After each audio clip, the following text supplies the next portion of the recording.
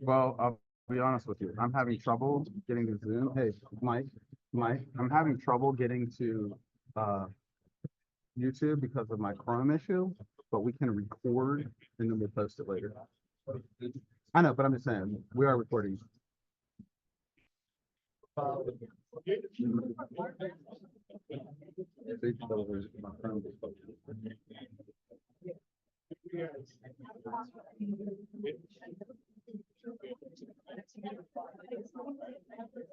We're recording now.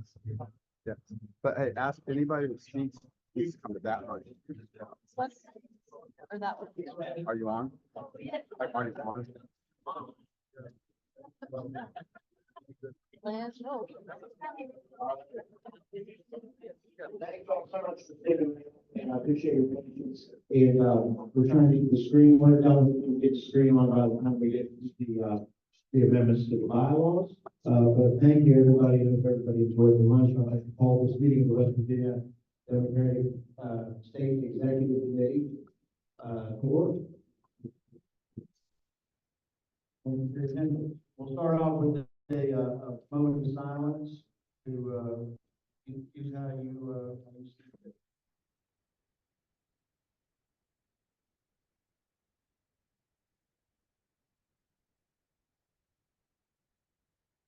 Thank you. All done. Go over the silence.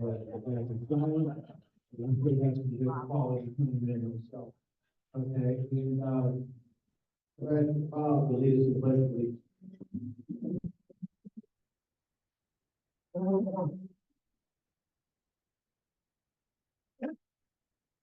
Pledge allegiance to the flag Of the United States of America and to the republic for which it stands, one nation under God, indivisible, with liberty and justice for all. And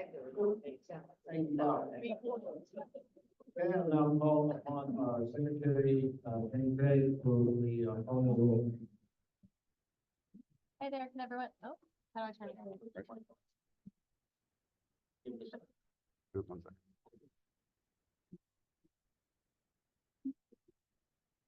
I feel like I should sing along to the song. Hello? It's on? Sure. Can you hear me? Yeah, yeah. Hey, Chair Pushkin, Here. Vice Chair Trista Torseva, Second Vice Chair Sid Petzong, here. Associate Chair Lisa Lucas, Proxy Jared Powell, Here. DNC Representative Elaine Harris, DNC Representative Pat Maroney, Here. Pam Tucker Klein, Here. Chris Pennington, Proxy Matt Winder. No.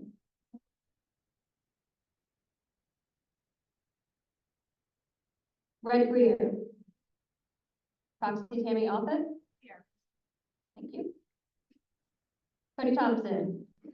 Jenny Craig, here. Christina Baisden. Nick Casey. Here. Nikki Lauer. Here. Lee Coons, Proxy Ben Barkey. Anna Gillespie. Is Anna here? Sean Hornbuckle. Mike Wolfle. That would be me. No. Oh, yeah, let me fix that. Sorry. Okay, Mike Wolfle. Cindy Lavender Vote Proxy Sarah Umberger. Troy Miller. Here. Gabe Pena Proxy Andrew Caldwell. Here. Ooh, that just, that. Okay. Selena Vickers. Jody Notenberger. Jody's still here. Dottie, I apologize. Dottie, thank you. Sorry, Dottie. Ariana Islam. Here. Wilma Steele, Proxy Terry Rodenbach. Here. Marlene Midget. Here. Josiah Torrent. Here. James Griffin. Here. Ray Whiting. Here. Natalie Klein, Proxy Jenny Craig here. Kathy Link, Proxy Jeffrey Fawcett. Okay. Charles Gielenfeld. Michael Trotter, proxy Teddy Brogan. Barb Scott, proxy Sunny Oakland. Kim Frum. Ronald McCoy. Ronald? Yeah, we have it. Oh, okay, thank you.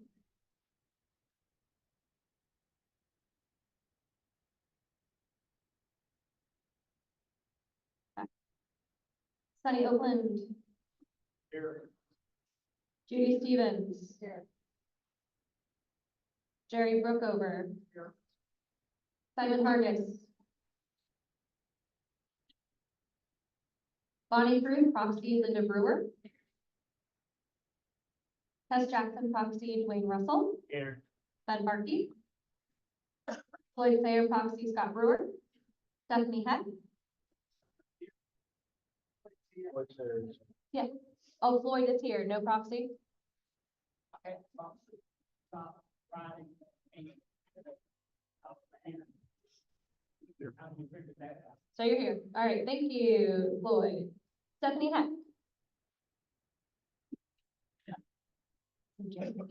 Tammy Fritz, proxy Lenny.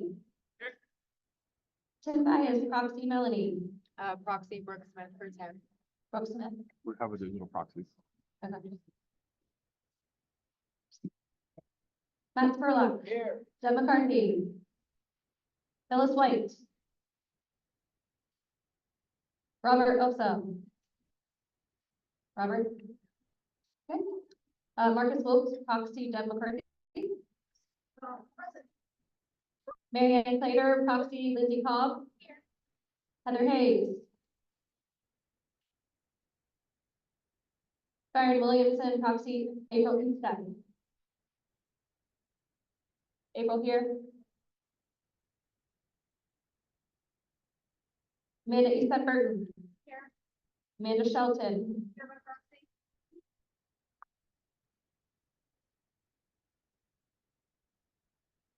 Keith Lady. Proxy Mike Bushkin. Yes, Lund. I'm sorry, guys. Chrissy Cardwell. Here.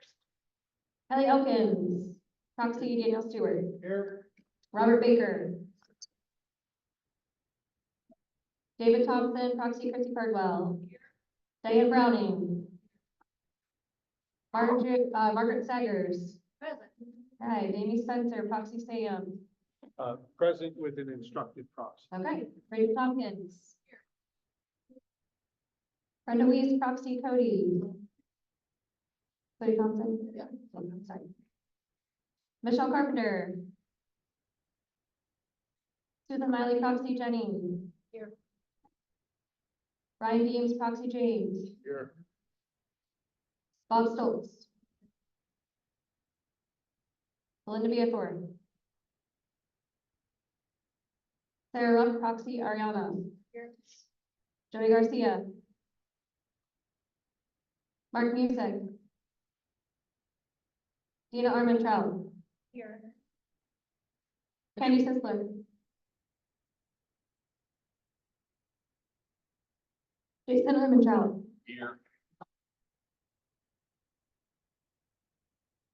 Randy Kitchnell. Dorothy Kangla. Here. Virginia Stein. Bro. Richard Rector. Carly Streifel. Here. Cheryl Lawrence, proxy Lene. Here.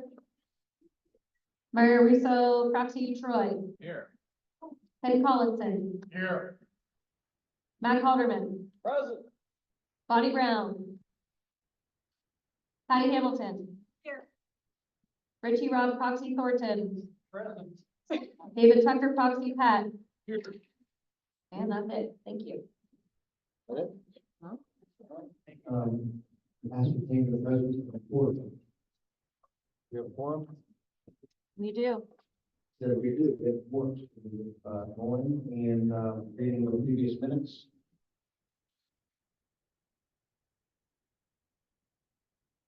One thing I would, I think you put it in there, but, campaign orders here representing the Democratic Ribbon, not. Yes.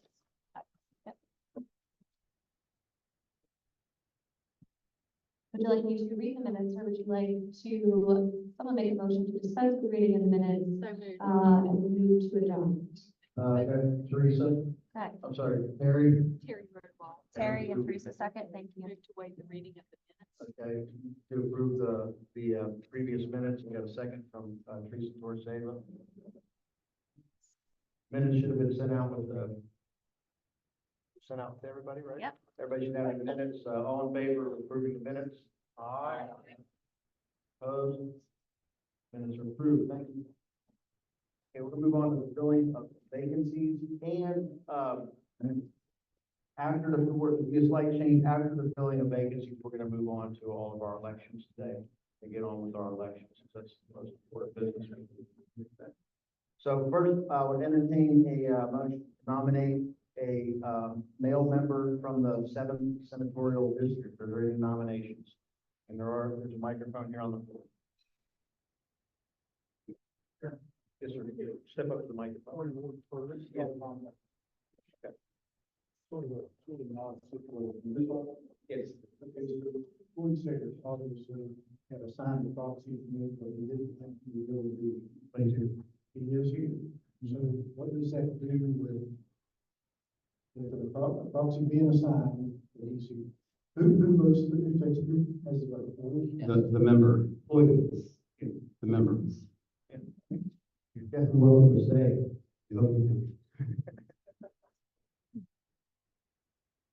Once again, is there a nomination, for the, vacancy on the committee for the 7th senatorial district male? Don't see anybody, for everybody, that's, the Senate district has a small part of Kanawha County, Lincoln County, Boone County, Logan County, so be on the lookout for someone to take that position. And how about for the 11th senatorial district male?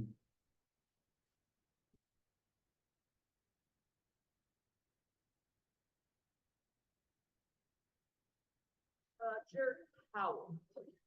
We're not quite there yet. How about, we'll entertain a motion, once, and I'm not gonna go to the county, to the 11th senatorial district, of those bunch of, we need somebody there too. And now I'll entertain a motion, to nominate somebody for the male associate chair. Please step up to the microphone if you're gonna make a nomination.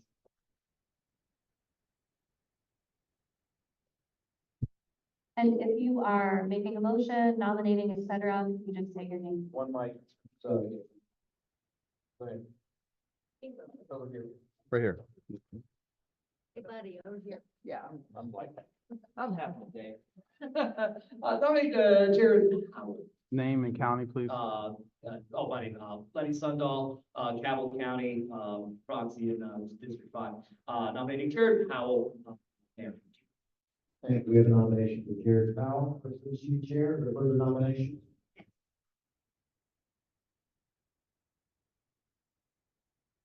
Hey, I'm Margaret Staggers out of Fayette County, also out of Mineral. That's where I started. And also born at Tucson Naval Air Base, so I could be near my mother at the end of the war. That gives my age away. Gabriel Covington. I'm nominating because I go to church with him. I've found that he is a very persuasive talker, and he gets enthusiasm. He's got the enthusiasm of the youth. You'd be really excited to work with him. I think he could communicate and work well with everybody in here. He's not only has this, some things to add to us in terms of disability and some diversity, so we ought to elect him. Thanks. Thank you. Thank you, Dr. Staggers. Further nominations? Any motion for further nominations? So moved. And then, motion, further nomination, second, Dr. Strong. Yeah, fine. Second from, Baker. Okay. And we're gonna vote on these, one at a time, Well, do they, No, we have ballots. the ballots for everything. do you want them to have a minute to speak? Yeah. Okay, yeah, we'll have, the two nominees come up and, have a minute to speak and introduce themselves. I apologize, it's been a long weekend, I'm tired, I'll get back in some.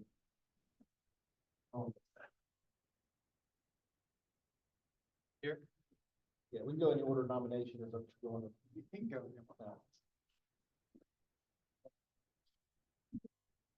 Yeah, oh, wait, Garen, sorry. Right? Use that mic, use this mic. Oh. it's your No, mic. no, no, I prefer that mic. That mic, okay, we have it on, we're recording on video. Hello? Hello, West Virginia Democrats. I'm Jared Powell, and I'm asking for your support for the Associate Chair of the West Virginia Democratic Party. As the current chair of the Marion County Democrats, and having served in various party roles, I've dedicated myself to our values and our candidates. The role of Associate Chair requires collaboration with the county chairs to strengthen our party.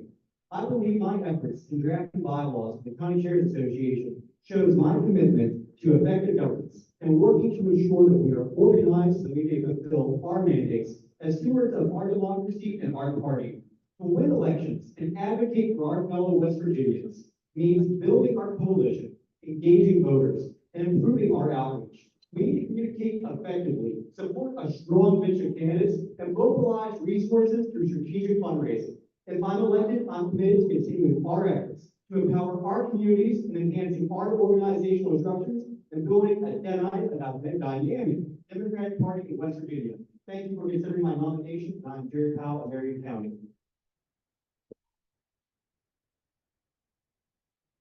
I'm Gabriel, and I'm from Fayette. I'm born and raised in West Virginia. I'm from Tennessee, from a country town, right next to where Dolly Parton was born. My biggest thing is I'm openly autistic and openly gay. My biggest thing is working together with parties.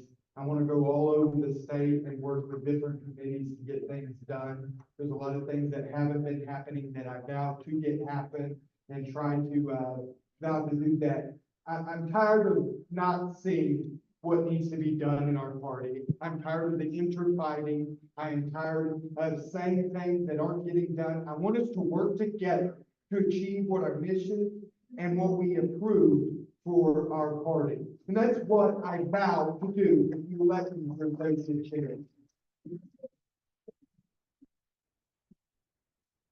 Time to go to our nominations. Brian can pass out paper ballots.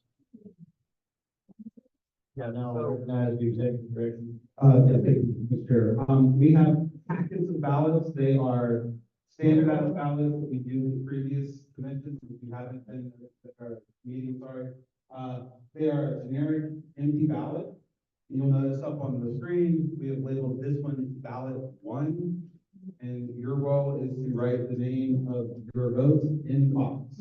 If you are a voting member or a member by proxy, please raise your hand and we'll get you. And this is the only time we'll have to hand it out because there are multiple ballots. Please only use one per vote because we will recycle these.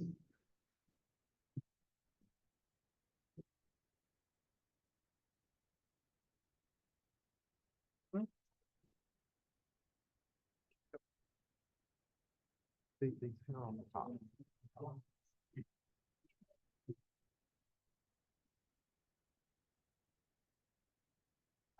It is just being recorded. We're having inter. Oh, it's also public meeting. Yeah, I know. And just for clarity, You're going to clear off the front sheet, mark it ballot 1, and then you're going to pass through the. Oh, by the way, you also need to fill out all the information at the bottom. If it's not filled out, it will not a valid count. Okay? If you were a voting member and carrying a proxy, it would be 2 different ballots, correct? If you look at the ballot, you'll see that you need to fill out your signature, your name, today's date. You mark whether you are voting as a member or a proxy. If you are voting as a proxy, please list your proxy's name printed so that we can read it.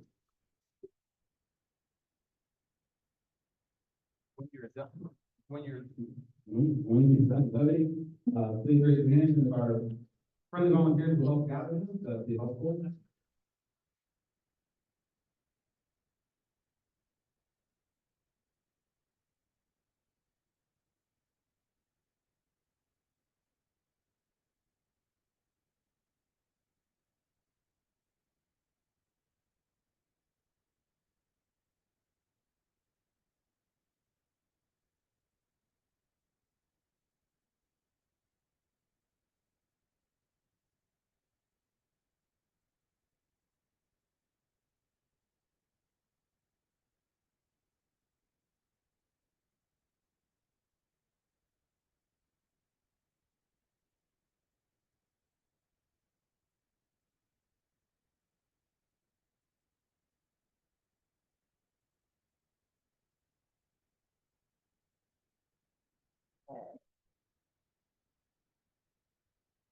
Who's talking? Hmm? Where they going? To you. Fair.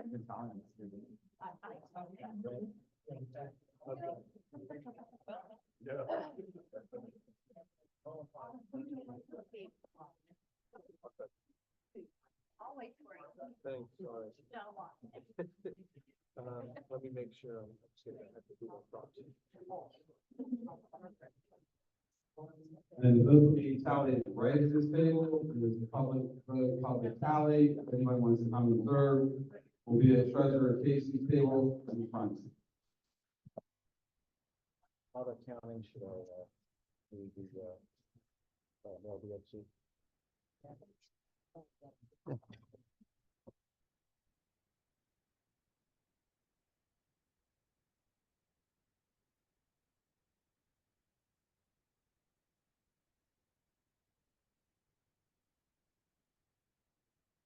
Now.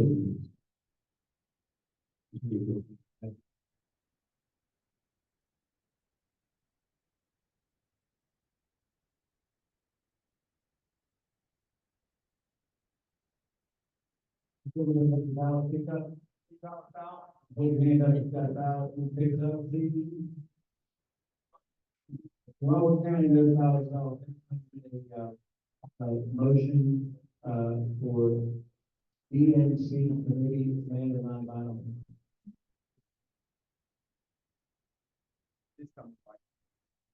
You need to come to the mic.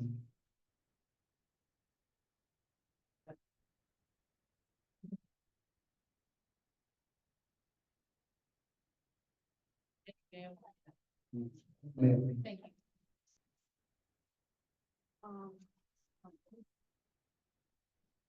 Question of the privilege, a live stream is not working, no one out there in the world.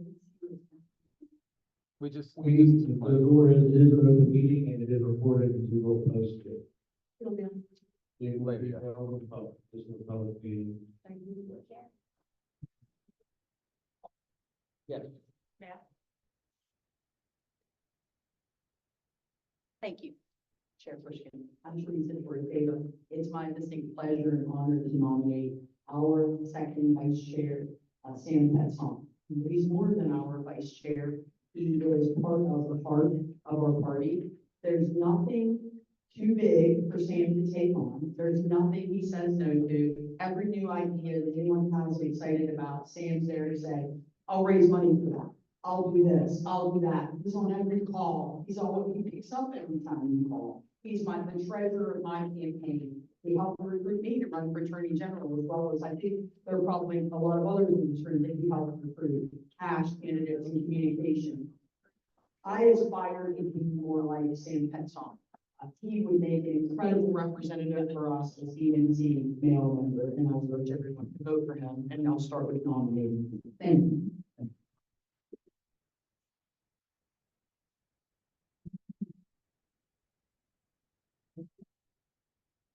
I'm going to second that nomination. For, second vice chair. Because a vice chair does the work of many folks here. We had one of the toughest jobs of the weekend, actually, being the platform chair. Did a great job. I'm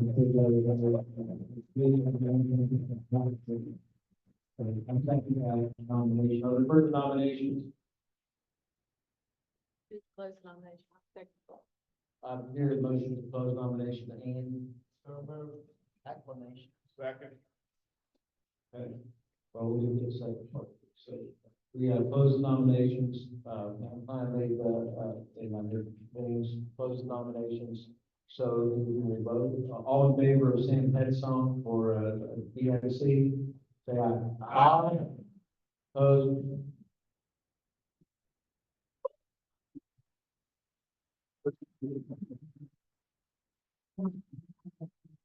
Thank you all very much for that expression of support.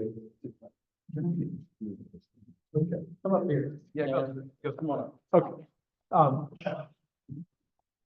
Thank you. This is an important responsibility, and I don't take it lightly that you all saw fit to support me without opposition. I only pursued this position when I learned that Pat Maroney was not going to be speaking again, and I really want to reflect my appreciation and respect for Pat.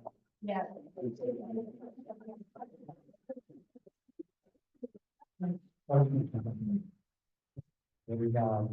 Pat leaves really big shoes to fill, which I will studiously attempt to do. And but this is my approach that we, I can't make this work and make this an effective position on my own. So I hope that I can keep working with you all to make all of us more connected to the DNC and to give them more reason to give us more money here in West Virginia. And that's going to be a tall task because we don't bring a lot to them right now. So I don't want to, but I want to reflect that that's an important long-term partnership. And then we're going to try to think of the best way to make the most of that partnership. And the last thing I want to say to thank Teresa Torzeva for nominating me and for everything she's doing to build up our party, to bring vision and specific operating objectives back to us from the DNC. She's reflecting what that relationship with the DNC should be like for us. And I hope to do more of that and bring back useful ideas. And thank you all for giving me the chance to do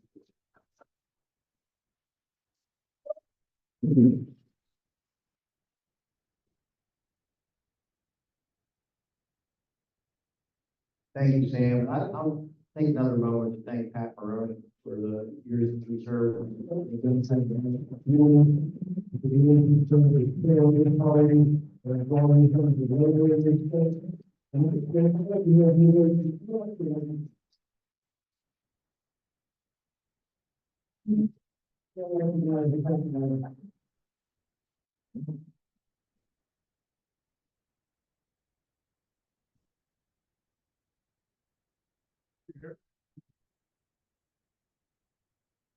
I don't need this damn mic. And I want to say thanks to the West Virginia Democratic Party for allowing me first to be chair for 7 years. And I know what Mike has to go through on a daily basis. And thank goodness that you're there to do it, Mike. So. DNC. And I thank you very, very much for allowing me to be on the DNC since 2004. And I'll be on it until the end of this session, not this session, but the DNC session for the election of the next continuing president of the United States, Joe Biden. Yeah. I will continue to work for Joe, and I'll continue to work for this party. And I want to make sure, number one, that we elect a Democratic senator.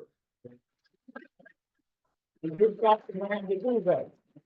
I want to make sure that we have a governor that's a Democrat for the next 8 years, not 4, 8. I want to make sure that when Joe Biden is re-elected president, that we send a draft dodging, convicted felon, insurrectionist to where he belongs.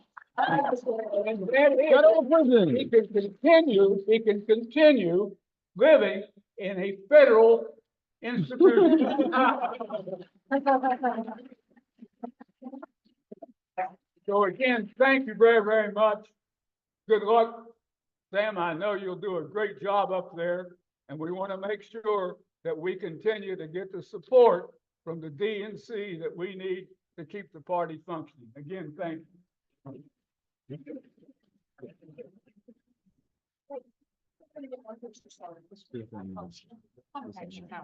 Yeah, I can have a picture. Thank you. Yeah, Richard's great fun.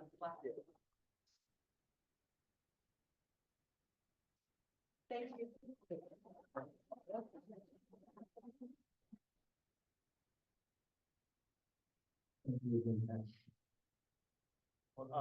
See, we have we put the results up in real time. Congratulate Jared Powell.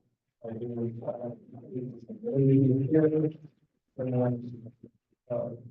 you, Gabriel, for running. Also, I'm not running for.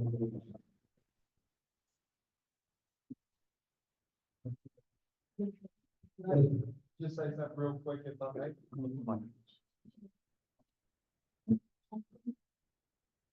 I want to thank everyone for voting for me, and I know that Jared is going to make a great associate chair, and I hope that we can stay in contact, but I really do thank everyone. This is my first time ever running for anything this time, and I'm so thankful and blessed. Thank you very much.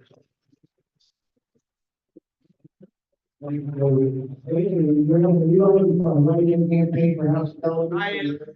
Yeah. It's a House 45 I'm running against incumbent Eric Brooks. Yeah. He called me, I think it was Thursday, and there was no candidate, of course, after the primary, and I went in and got the paper that morning to file as a write-in candidate against him. Thank you for coming on the ballot. Thank you. I'll now entertain nomination for the DNC committee for.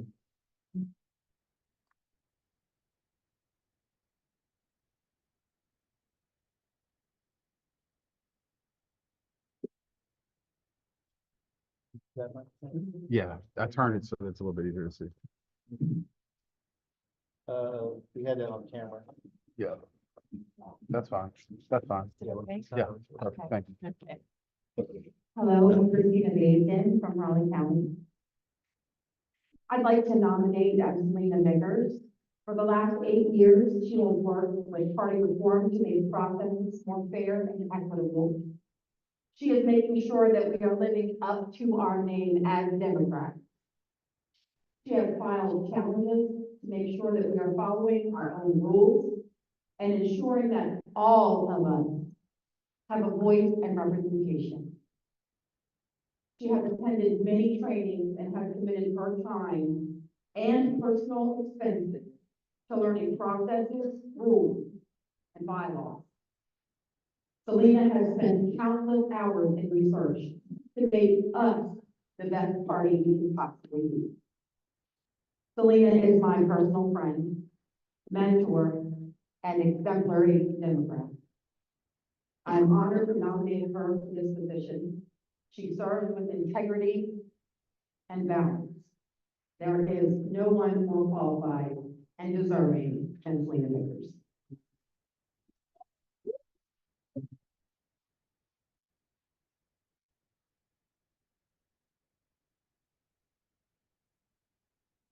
Hello, everybody. I'm Deb McCarthy from Mercer County. And I am here today to nominate former delegate and former West Virginia Democratic Party Vice Chair, who is a strong and steadfast voice for our party. I'm nominating Danielle Walker today.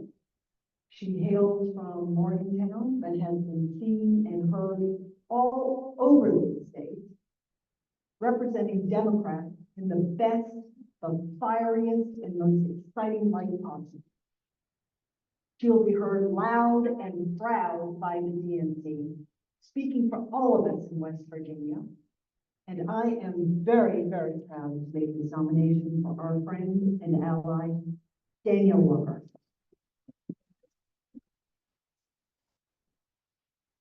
Speeches from here. First of all, further nominations.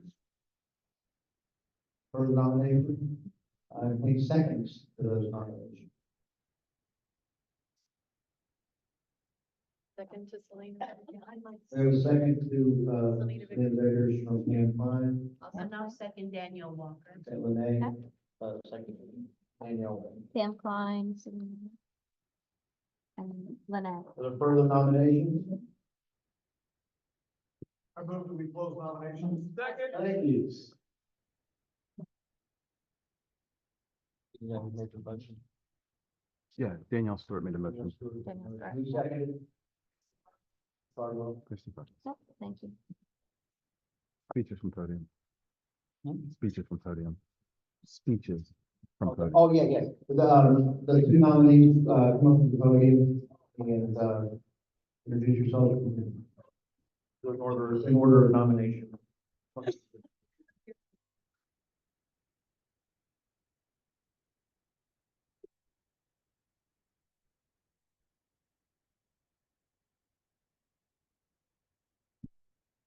Hello, everyone. How are you doing today?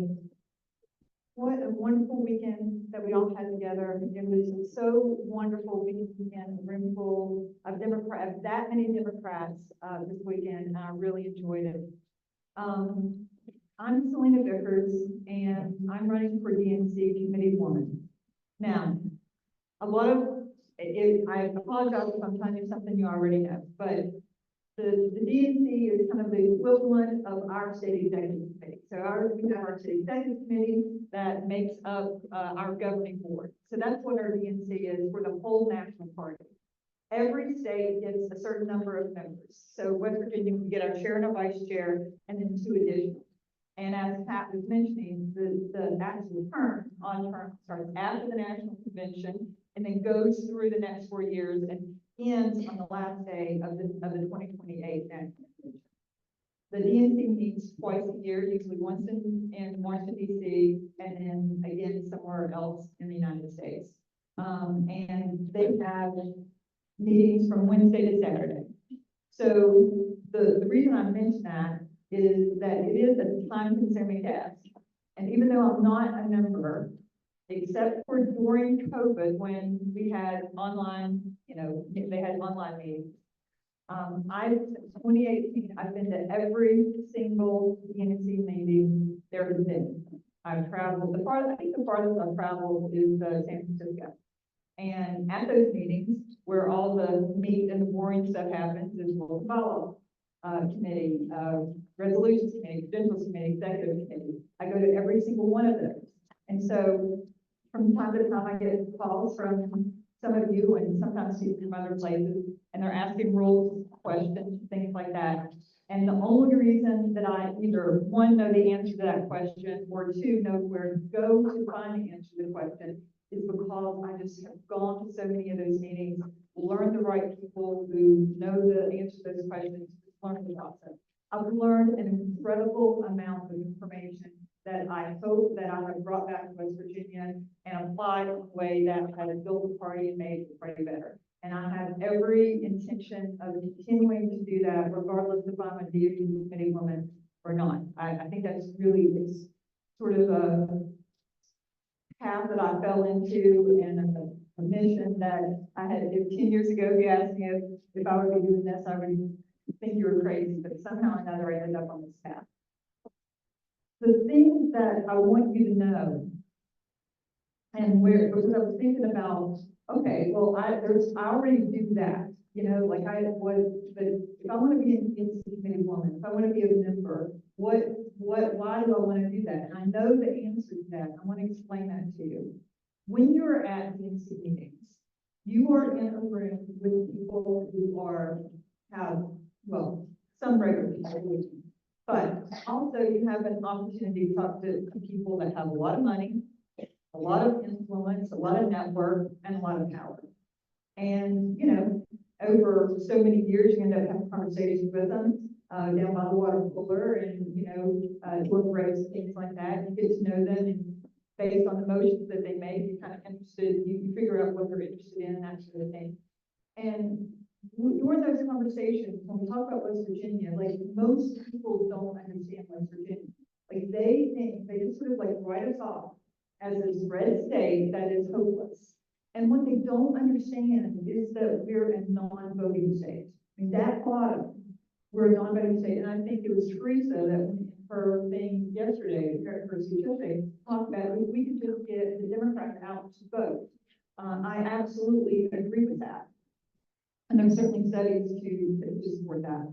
So what I want to do is I want you to work with people a lot smarter than me to have a 10 to 12 year plan to turn West Virginia purple and then blue. I think that with the right data, sitting down with the right people, encouraging them and to financially invest in West Virginia, that we can have in 10 to 12 years, 2 Democratic senators and 2 Democratic congresspeople. And I'll tell you, people in DC, that's all they care about, the White House and Congress, okay? So making a case for that is what I feel like that's my next mission. is like really getting them to understand our media market and what you would done into a mayoral race. If they could put that in West Virginia, it can change our political landscape, our electoral landscape. So that's, and just so you know, just like 2 or 3 days ago, DNC put out a press release that they're investing $2 million in red states. Is West Virginia on that list? No. All right, so we need to be on that list. Next time they are thinking about investing $1 few million in red, what they consider red states, I want to be there and convince them of the possibility of coming to West, of them investing in West Virginia. I think it's absolutely possible that we can end up in 10 to 12 years as, with 4 Democratic Congress people.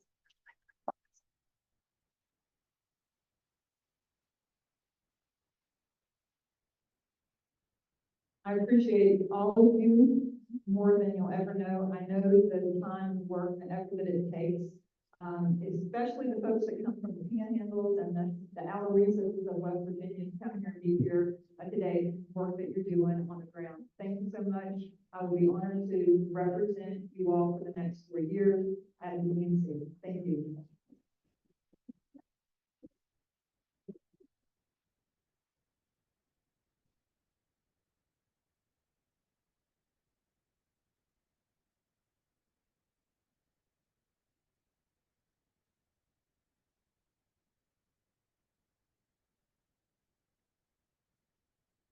Good afternoon, True Blue Democrats. Now, I know y'all ate some sandwiches, ate some cookies, but we're gonna try that again because we are revived as a state executive committee. Good afternoon, True Blue Democrats. That's what I'm talking about. We're gonna be excited. I am Danielle Walker. I was humbly honored when someone asked for me to run for DNC Committee Woman.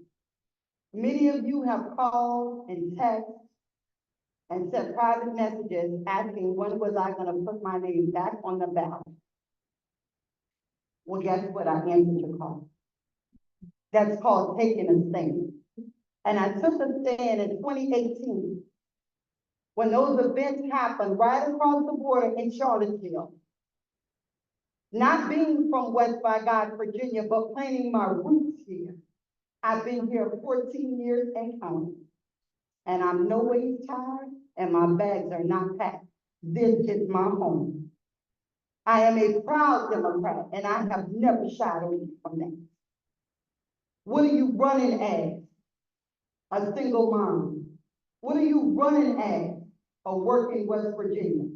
What are you running as? A homeowner. What are you running as? A high school graduate. What are you running as? A queer woman. What are you running as? A mom. Taking a stand. Put my name on the ballot in 2018. We became the Fab Five of Montgomery County. I didn't have the money, but I had the will, I had the resiliency, I had the strength, I had the motivation, the determination, but most of all, we had one love in that campaign.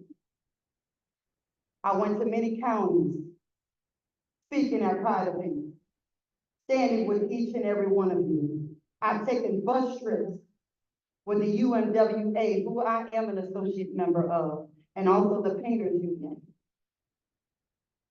I have worked my behind off with people who said they wanted to put their name on the ballot and didn't understand the title in which they wanted to do that. That was me. I worked 4 jobs when I put my name on the ballot in 2018. But at every event, no matter if it was a rock concert, a country concert, a reggae concert, I was in Morgantown on High Street getting the young people registered to vote, motivating them to cast their ballot, understanding that every vote matters, representation matters, and every vote would be counted. No, I may not have attended every DNC meeting, But the one that I did attend as your vice chair, people came up to me and they were energized that West Virginia was seen. Now, I could have taken that as an insult, but you know what? It felt good to be among you. It felt good to represent each and every one of your voices, your struggles, your traumas. We have to incorporate it all. When we talk about taking a stand, I will be loud and proud. When we talk about taking a stand, y'all know I show up and I show out. When we talk about taking a stand, I show support to elected Democratic officials and those candidates who put their name on the ballot and also their families who stand behind them. I am still standing. I am still here. I am still working. I never stop. I won't stop. I will scream, shout, kick, scream, rally, protest to make sure that each and every one of your voices is on one accord, and that is unification with diversity, equitable, and belonging. I represent democratic values. I stood up against the hate underneath that golden dome with former delegate Eric Porter.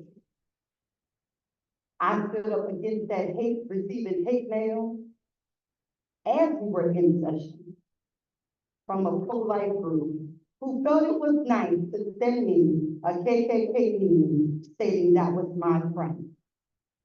I didn't stand back and I didn't stand by. Stood strong, leaning on each and every one of you in this room.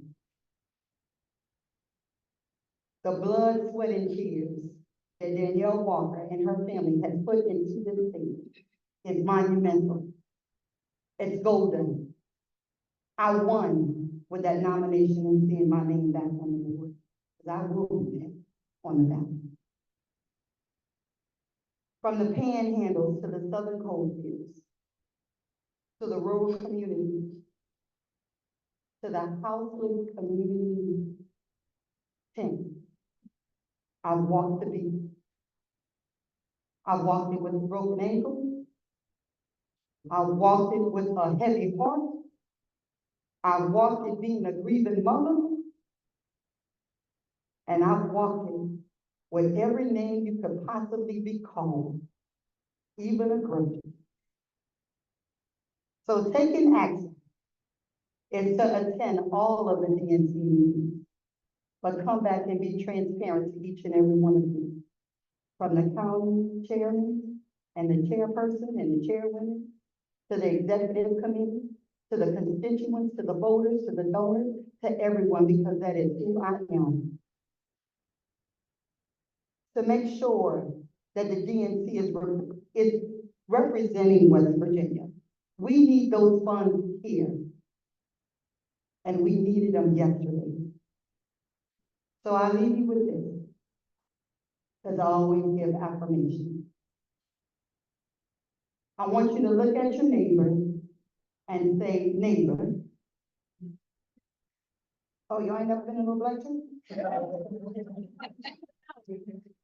I'm gonna learn y'all something today, because that's who I am. My mother is a pastor, and she's been with me this whole convention. I want you to look at your neighbor, and with affirmation, I want you to say, neighbor, I see you. Neighbor, I will vote to protect you. Neighbor, I am a Democrat. Neighbor, voting matters. Neighbor, representation matters. Neighbor, they did not break us, so they didn't make us, so they cannot break us. Come on, y'all can do it.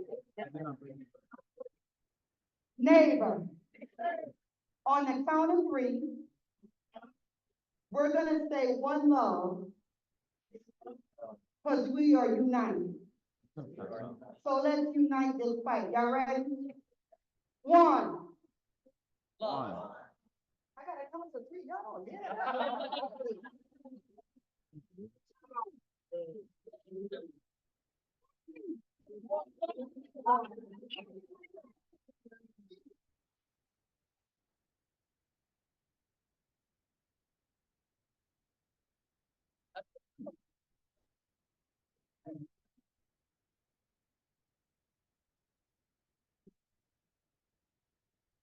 Everybody has a ballot, we gave out the ballot earlier, I pick up the ballot now, and I'm definitely not giving a speech out today, no.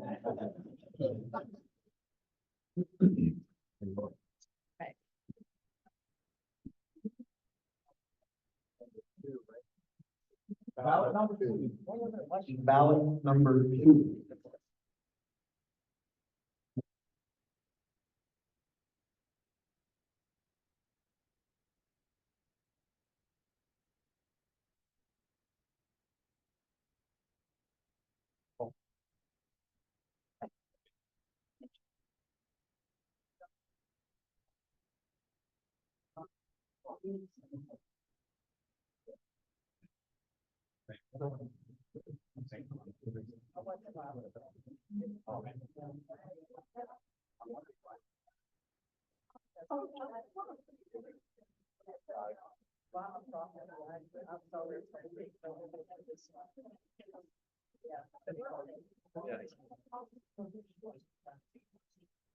We have all the ballots gathered up.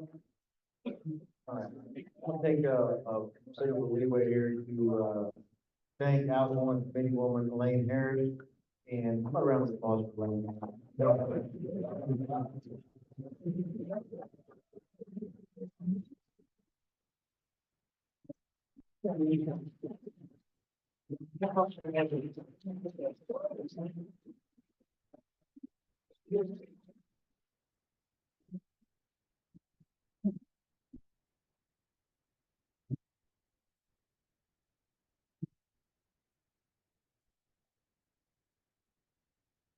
do want to echo what Pat said. Thank you for giving me the opportunity. I had some very big shoes to fill. When I was first appointed, Marie President, longtime Democrat, longtime committee woman. And when she asked me, it was an honor. And so I was very pleased to serve in that capacity.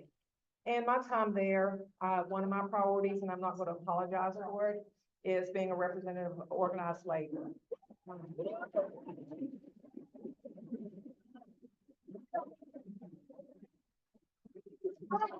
Back in 1988, when I was asked by the Dukakis campaign to serve on the National Platform Committee, I had no idea what it was, but my Secretary Treasurer at CWA said, you should do that.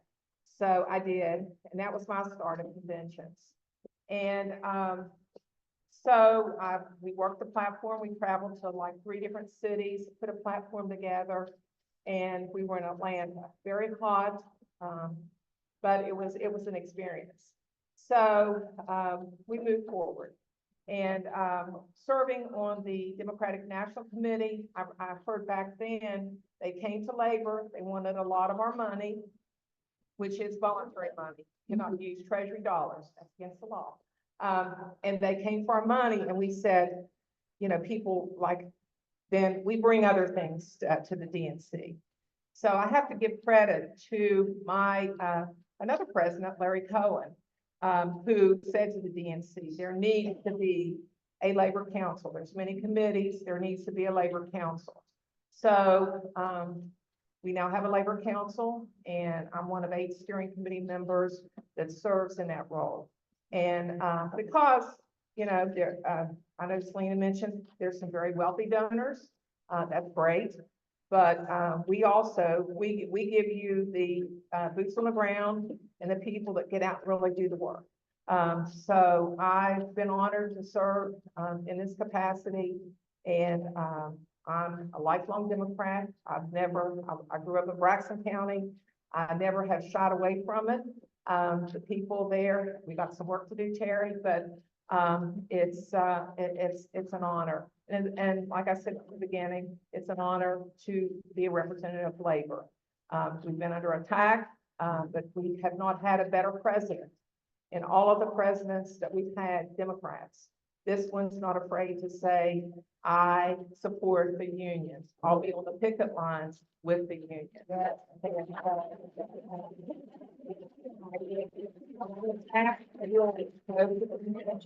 We'll proudly cast our vote for Joe Biden. And, folks, we cannot have anything any different, because this guy that I don't even want to call his name, because other than he's a felon, he cares nothing about unions, the workers that he employs. He has treated them bad. So, let's get this done. I want to thank you very much.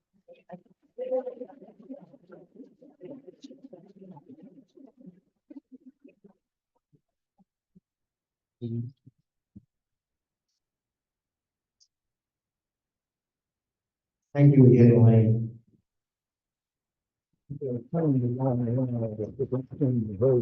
No, we had abstained. Yeah. We have abstained, yeah. We have you for abstain. Let's keep going. No, we're ready. You want me to type it?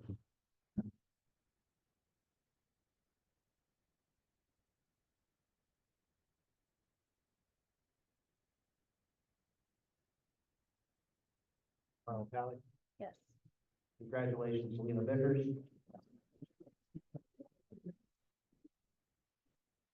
And thank you, Danielle, and because I know that I'm not the only one in here that's incredibly pleased to hear you say things will go on the ballot. Yeah. You wouldn't have to go to me. No one can people in capital Washington, DC, we need to do it.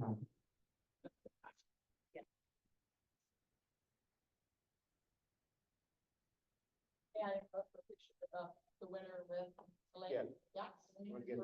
We're gonna move on to unfinished business, and someone, I do not have a script here, I just have the agenda and the follow-up from March 18th meeting, and what were we following up on? Shoot, would you like to bring up? Thank you, Chair. I don't know. What were we following up? I'm not certain. I just left a look at the minute. We'll follow up at the next meeting. What? We'll follow up at the next meeting. Hold on. Okay. So it's not for yourself, pick it down. Or we figure out what we're following up on from the March 18th meeting. Okay, so there was a legislative update.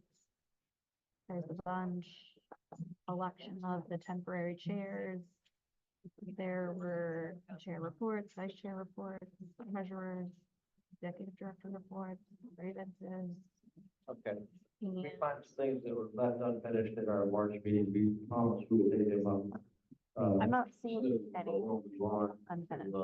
New business, and, I'll go ahead and start with the chair report, and we'll keep it very short and simple. We need, to work together to elect Democrats up and down the ballot. I've heard it a few times here this weekend. I'm gonna keep my speech really short. Let's work our tails off like Democrats on the local level, on the municipal level, on the county level, on the state level, and on the federal level, and do whatever we can, because we know what is at stake, and that is the extent of my report to you today.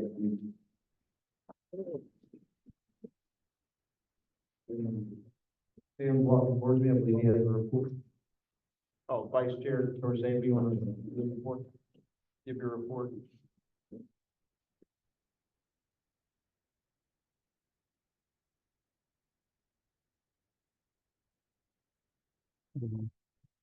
Oh, thanks. So, it's really irritating, what I'm working on is getting out the vote for all Democrats. And I really want to take this opportunity to thank all of you for the work that you're doing. I'm overwhelmed with offering to help.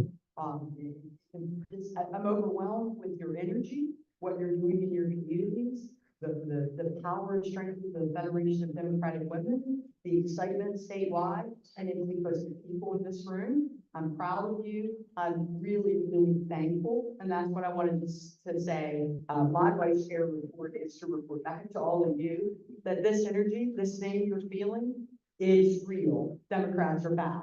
And we're going to show West Virginia how it's done, right? And so thank you. Thank you.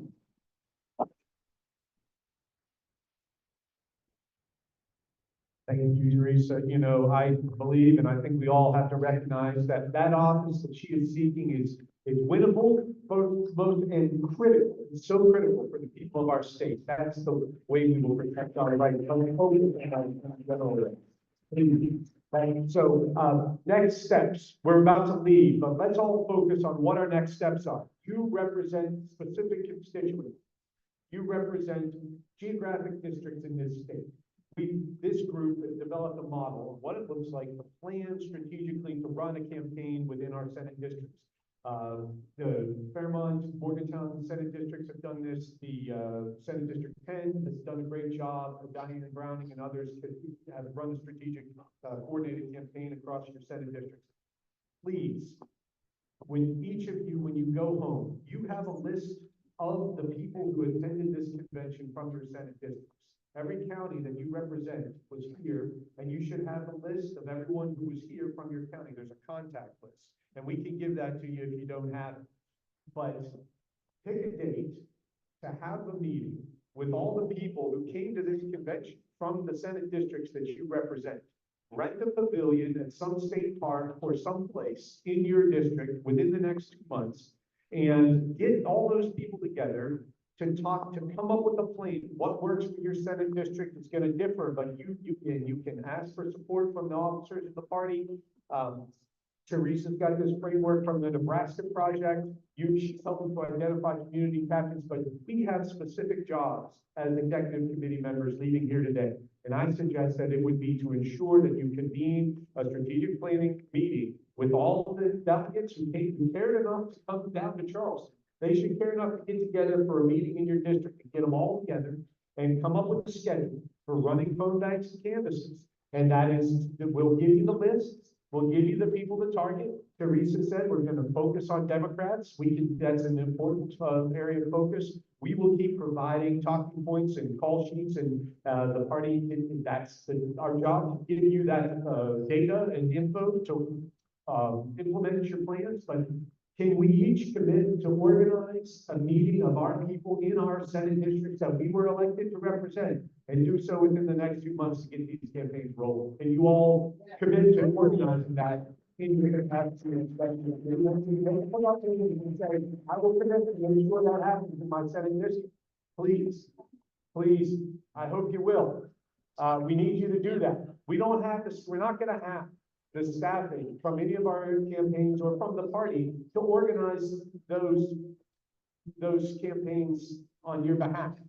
You guys are the ones who have been elected and fair enough to do it.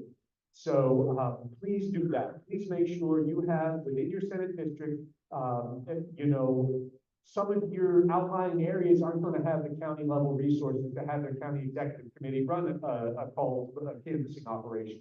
But within your Senate district, there's enough volunteers to make that happen. And you can cover those outlying areas through your efforts. So please do that. And that's my takeaway, in addition to supporting your candidates, communicating your values, and contributing financially. I'll just reiterate, we do specifically need you guys to give or raise $100 a month. And Lord willing, 15% of the people in that room do the same thing. We'll have our budget done with. So, but we need you to be the backbone. We need you to give and to raise that sum of $100 a month, and we really need you to ensure that your people, your county executive committee leaders, and your delegates from this convention, you have a roster. It's easy to call them. You guys have to make that happen, and if you do, you'll have a volunteer framework to run the door knocking, and this vision, the Nebraska plan, the county captain plan, the turnout plan will succeed.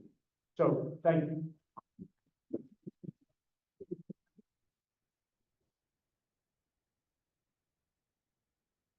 Second Vice Chair Petson, I'll call on Nick Casey to deliver Treasurer's report. Thank you. Incognito. I'm Nick Casey, you from Kanawha County. You all have, we handed out a report that's on the table. Just to give you a quick, remember, we got two accounts, state account, federal account. We got $36,000 and 36304 in those. And then we gave you a P&L. Remember too, we have a state account filing that goes with the Secretary of State. We have a federal filing that goes with the Federal Elections Commission. We file with the West Virginia Secretary of State based on election cycles. So our most recent filing was the post-primary report, and thanks to the staff, and they take care of getting all that organized. So that's been filed, it's record at the West Virginia Secretary of State's office. It will list all the contributions and expenditures that have occurred there. If you want to go online and look at the detail, like who wrote a check for what was paid for, you go to the State of West Virginia Campaign Financial Report, and we are there spelled out, West Virginia State Democratic Executive Committee. Every month, we file a Federal Elections Commission report, which is online. You can go look at that if you'd like. It also lists all the contributions by name, and it also lists all the expenditures by name. And it oddly is WVA, State Democratic Executive Committee. So if you look up West Virginia on the federal return, it'll just look back at you. If you look up WVA, you can see what that's. So that's a detailed report. But we compile those, and you'll see the profit and loss on the about halfway down the page is what I handed out. And that's from January 2024 to May 24. That's the revenues that came in, it's $131,000. And that's the revenues that went out on the back page of $119,000. And that's what kept us operating. Had a very good question from someone who handed it out. They said, well, how come you have like one fundraisers and what are those? Because if you go look at the Federal Election Commission report, you will see that they're on a 2-year cycle the way they report. We have received through that report $1.5 billion. And we have dispersed on that 1.3 to what they call affiliated committees. That is where we, in cooperation with the DNC, do things where money flows into us and money flows out of us. Doesn't necessarily stay with our candidates, doesn't necessarily stay with our party, but we serve as a participating lawful conduit with the Democratic National Committee. As an example, we are part of a joint fundraising campaign called Biden Victory. Biden Victory Fund. The Biden Victory Fund flows through us. Not much of it sticks. So when you look at that compiled statement, that's really the money we live off of. For this year, $131,000, and then expenditure of $111,000. That's for operations of the party. If you go on the federal return and see these great big numbers, at the bottom, at the end of the day, when you take out the inter-fund transfers, the ones that came in, ones came out, it kind of nets out to that number. So that is your report. I will show you something that is lawful. Very impressive. It is something that came up today from somebody over in the other room. It's a $50 bill with the name of somebody who donated that. Thank you very much. And this is lawful for me to receive for the state account. I can't put it in the federal account. It's got to be checked. Okay. But look how easy it is to raise $50. So I want to just echo what Sam said. You can actually deal in cash 50 or below. Above that, get checks. All right. But so if you all could just reach out a little bit and help, that would be such a great benefit. If you like Act Blue, give them $5 a month. That won't get you the 100. Give them $10 a month, and you're killing it. You're killing it if you do that. So please do that. And the other thing I'd like you to maybe just know, we appointed an audit committee, back about, we're getting out 3 meetings ago. We're now poised at a very good time because the way the cycle works with the state primary report having been filed, there's a pre-primary report, there's an annual report, a pre-primary, a post-primary. As we go to the general, now is a very good time, I think, as an old CPA, that we may want to call the audit committee together. And with the chair's approval, I want to do that sometime in the next several weeks, just to sit down and say, okay, here's what came in the cycle we use in West Virginia. And then certainly we can look at what comes in the Federal Election Commission cycle and let that audit committee take a look at it. And, it maybe dive deeper than you all can into what's been spent, how it's been spent, and some guidance as to, is everything going well, going appropriately, and what else could we do with it? So I've got questions. Good. Oh. You spell out the instructions for the FEC report and the state report very carefully. Yes, yeah. Oh, well, the FEC report is WVA State Democrat EX COM. WVA, State Democrat, EX, COM. The Secretary of State's webpage is West Virginia Democratic Executive Committee, all spelled out. And actually, if you go in the FEC report, the easiest way to do it, there's an index, just punch West Virginia. That brings up any federal account. That'd be an account, you know, for our federal candidates and some other accounts. But in West Virginia, there's not 15 accounts. And one of them is very clearly WVA, Democratic Executive Committee. And then you can leaf through that. It's got everything filed since, I think, 2002. Secretary of State's about not quite that far back electronically, but it's all on there too. Okay? Thank you.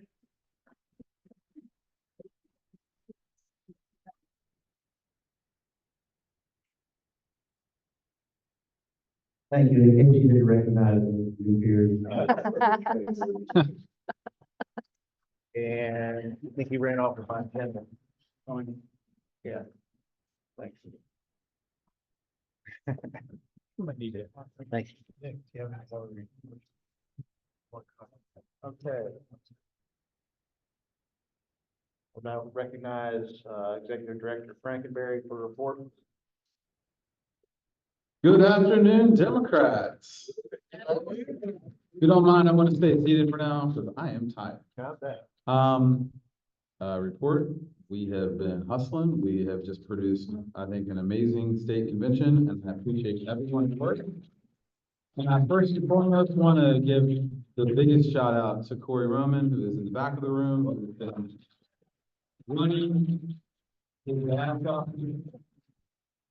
And Corey, as you all may be aware, or some may not be, Corey actually lives in Martinsburg. Corey is actually finishing up his 4-year term as the first ever Black and youngest ever at-large city council member in Martinsburg, and he has chosen not to run for re-election.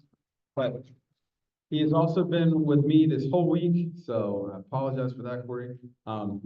We look forward to now moving past and doing the work of the party, helping with the national convention planning and logistics of that, and gearing up for what I think is going to be a very surprising and successful election in 2024. So thank you very much.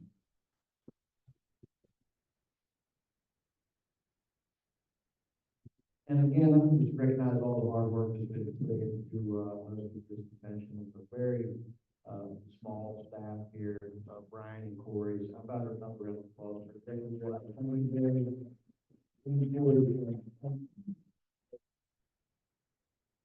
Okay, now we're gonna move on to the,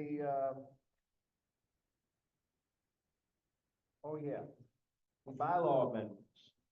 And they can either be taken the entire slate, or I see somebody moving to the microphone right now, so we're about to have a motion. No, we're having a motion. Point of order. point of order, okay. I challenge the notice. Go ahead, make a point, please. Yes, all right. I challenge the notice. Can you speak in the microphone? Right, I'm good, yeah. All right, so I just caught this yesterday, so I've been checking the existing bylaws against you. I'm sorry. People usually complain my voice carries. My name's Thornton Cooper. Yesterday when I was preparing for this meeting, I noticed there was something when I was looking at that would have been put on the website about the proposed changes. I said, this doesn't make sense. So I looked back at the existing bylaws of the Democratic Party, May 13th, 2023, and saw there were a number of provisions of bylaws that were deleted, sentences, words, etc., and were not noticed to the public. So I would like to give examples of things that are defective in the notice. Based on my research, Article 5, Section 1B. So the current language says ex officio members. In the last sentence in the existing bylaws is 2 associate chairs of different genders shall be elected to the WVSDEC to oversee and assist county chairs. My research, that was deleted. There was nothing in the handout that reflects the fact that that is being deleted. With respect to the very controversial provision on voting, except it doesn't say voting, it says something else. But section 3 used to have the subheading voting. That is nowhere in the notes. And so the very subject matter in that section has been completely turned around without even letting the person reading it see, have the heads up of what's going on. In addition, without all the other things missing in that section in terms of strike-throughs, they also deleted is the sentence, secret ballots are also prohibited at all meetings of county, city, congressional, senatorial, and House of Delegate district executives. Again, with respect to section 6A, the sentence, the paragraph, the second paragraph of that, the officers shall serve for a term of 4 years or until their successors are chosen. This rule only applies to the committee officers. Note that for the year 2020 only, all officers shall be elected to a 2-year term. The additional associate chair and district vice chairs shall be elected upon passage of this amendment and shall serve until the next amendment. I didn't get through the entire amount. I'm saying there are a number of defects in the notice, and with respect to the particular sections that I point out the defects, it's my opinion that the executive commission take no action and only take action with respect to the sections in which there are no defects in notice. Thank you.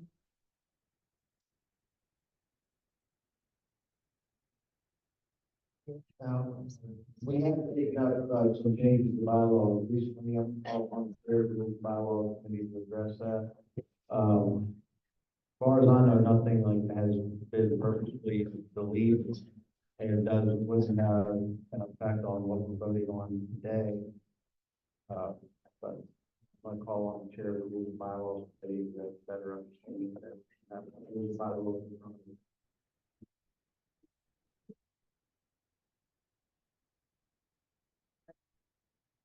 Thank you, Dorothy. And I did not have this pulled up, so I didn't get everything that you said. However, my motion. A little closer to the microphone. Okay. All right. So the bylaws were sent out in a 30-day notice. There was a summary and there was a link to the bylaws. One of the things that we wanted to make sure that we did today was to find common ground, try not to be as least controversial as possible on these things. So with that said, and with the feedback that I have received, I've made a lot of individual phone calls and talked to people about these. But based on the best information that I have, and the best way I think that we can proceed today, I'm going to move. I want to make my motion and I want to explain it, okay? I want to move to divide the consideration of the amendments of the bylaws by considering all references to the attendance policy as a separate section, okay? Now, the attendance policy was one of the two things that a few people were very concerned about and certainly wanted to have debate about, and understandable, okay? So anything on the screen in yellow, and when you change something in the bylaws in one place, sometimes it affects others. So anything that had to do with the attendance policy, we're going to have my motion is to have separate debate discussion on that. Okay, so we're not dealing with that part of it right now. If my motion is accepted, okay? Everything else is as presented, except, can you scroll down to where it says officers?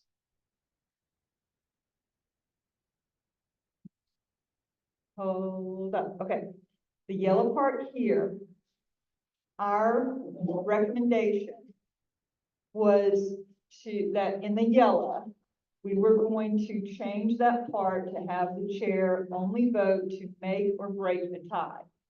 after feedback from some members and discussing with every member of the Rules and Bylaws Committee, we are removing our recommendation on that sentence, on that yellow sentence. And so the green sentence right below it is what is in the bylaws right now and would stay that way, which is that if the chair is not a duly elected member of the state executive committee, may only vote to make or break a tie. Can you strike, Jenny, where it says in case of a tie at the very end? Yeah, that, just like that, just delete that. Okay, all right, so, if you accept this motion, what we'll do is have debate on all of this except the yellow, and then have a separate debate and discussion on the yellow on the attendance policy. So that is my motion. There's a second. Okay, and I'll let Stevens was. Thank you, Judy. Does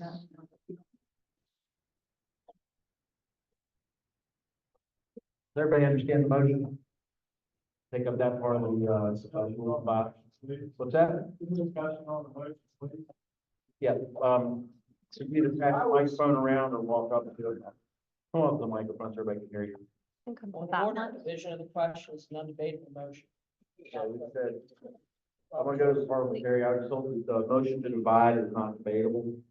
And that's what we're on right now, not the actual bylaws themselves. Motion is to take that part out and not then debate. They debate them separate, take them up separate. I guess my concern, Art Oakland, Sonny Oakland from Marshall County, Vice Sheriff. I have always been to the understanding that the president or chair may only vote to break the tie.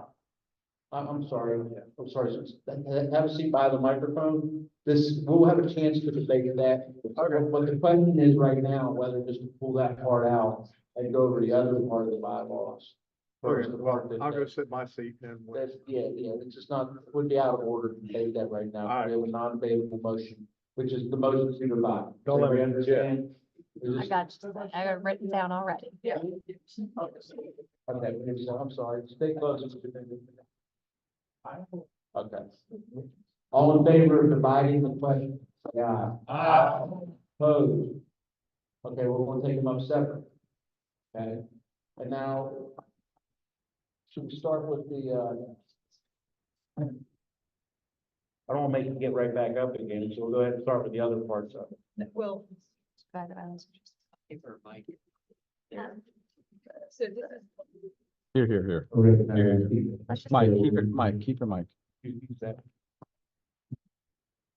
All right, so we are now discussing whether to pass the amendments that, aside from the attendance policy, not discussing the policy right now, and all the other amendments that were made, and Sonny, and we're leaving the original language that's currently in the bylaws, that the chair is, if the chair is not a duly elected member, they may only vote to.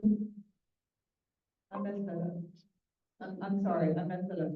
We're not taking that part of it. We're not. We're taking that right now. What we're taking out is the attendance policy and part about the voting of the chair. So this is basically about the proxy, updating the proxy rules and. Yeah, I'm sorry. So what it would fix this, as I say it, okay? Where, We're in the yellow where it says if the chair is not a duly elected member of the, hold on, yeah, you want that not struck through? right, just unstrike everything in yellow right now.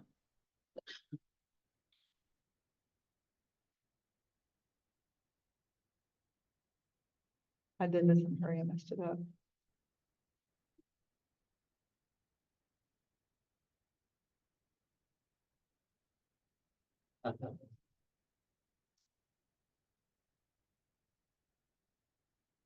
Okay, now take out the red part of that to make or break ties.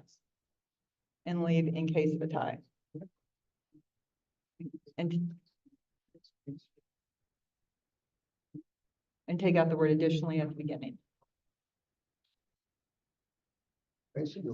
Okay, so this is this is what the bylaws right now say. If the chair is not a duly elected member of the state executive committee, they may only vote in case of a tie. So all of the amendments that we made, or that were in there, except for the attendance policy, is what is on the floor for debate discussion.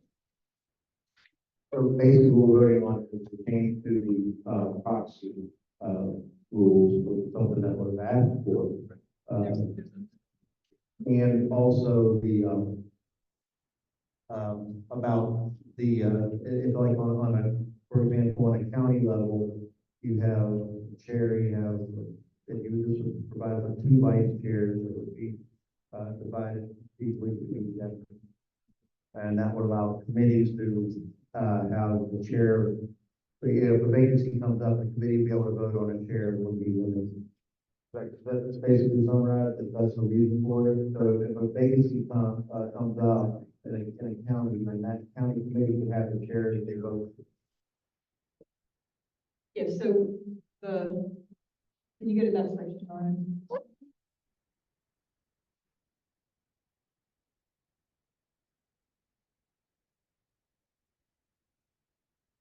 Article 5, Section 5.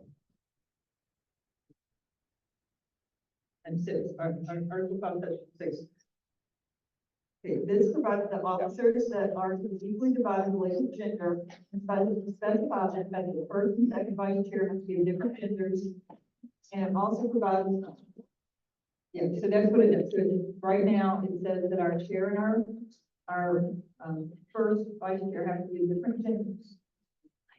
And where that becomes an issue is if the chair resigns or passes away or something like that. It forces the committee to be in a position to only put somebody in chair. They don't have an option of anybody. They have to do one out. This has been an issue in one county this term, and another county in a different county. And so what this does is it gives more freedom and flexibility to the county committee so that they can choose, sure they want to, but it still maintains. And the other thing. About that part of the, that part of the. I think you have 2 sentences in a row that are the same. Yeah, you can pick out that first sentence.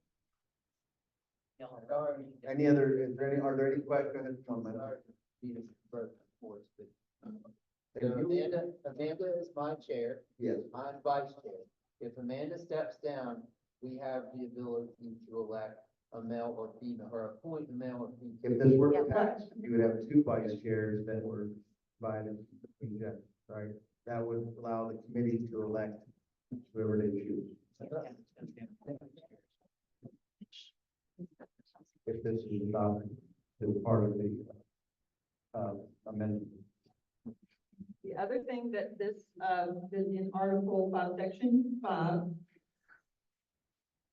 is that section is meant to include that the notice for the organizational meeting includes vacancies, positions, offices to be filled, and includes an amendment to specify that the voting members of the organizational meeting are district level representatives and ex officio members. However, subsequent members are elected through the order of business may vote once they are elected.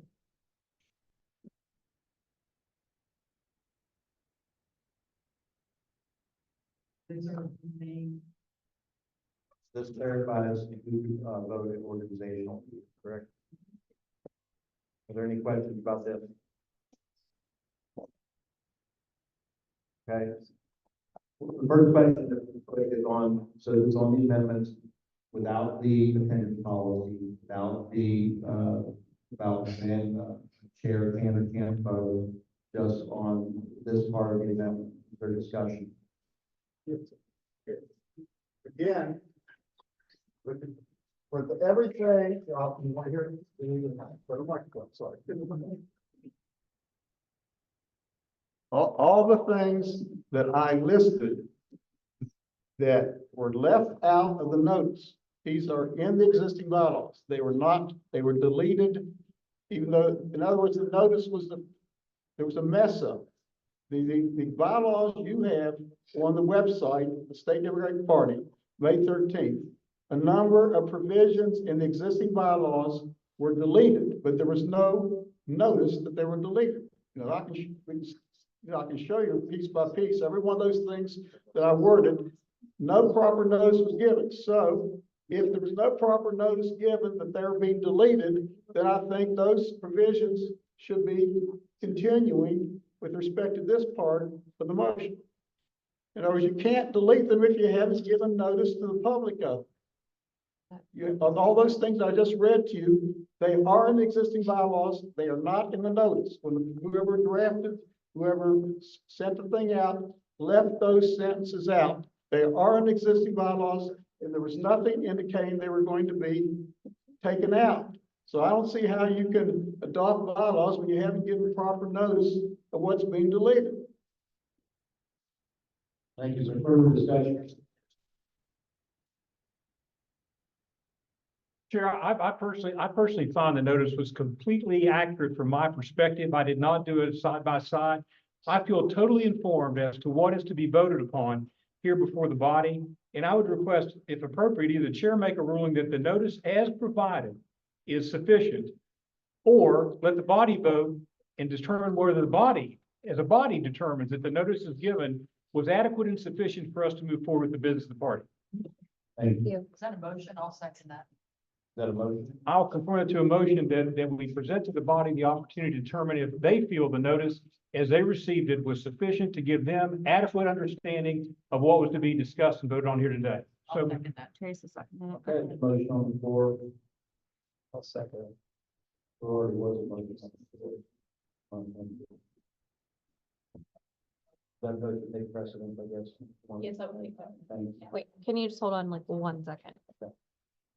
And the motion was the information given to the body adequate for you to be able to deliberate on these amendments to the bylaws? I'll second.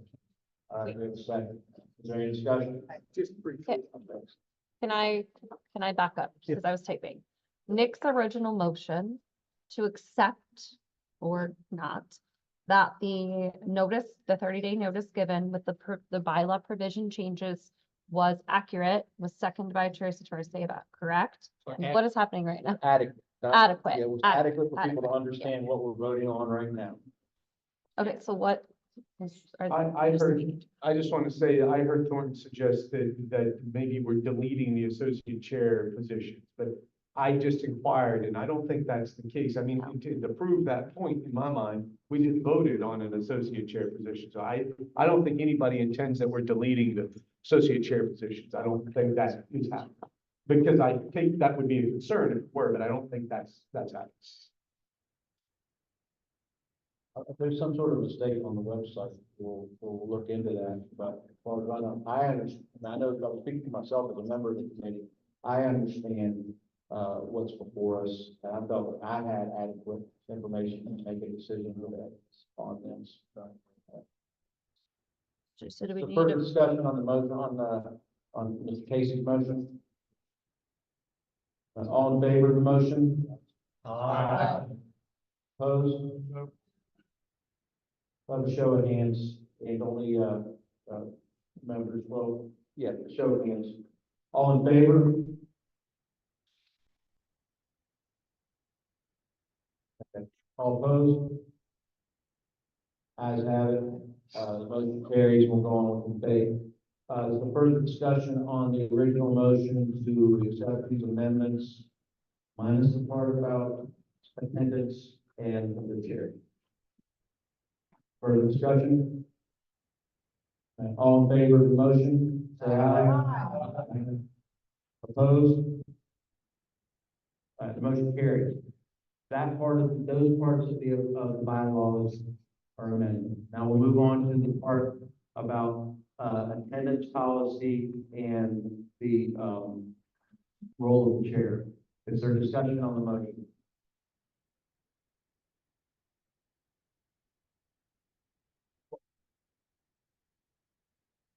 Sonny, this is part of your business.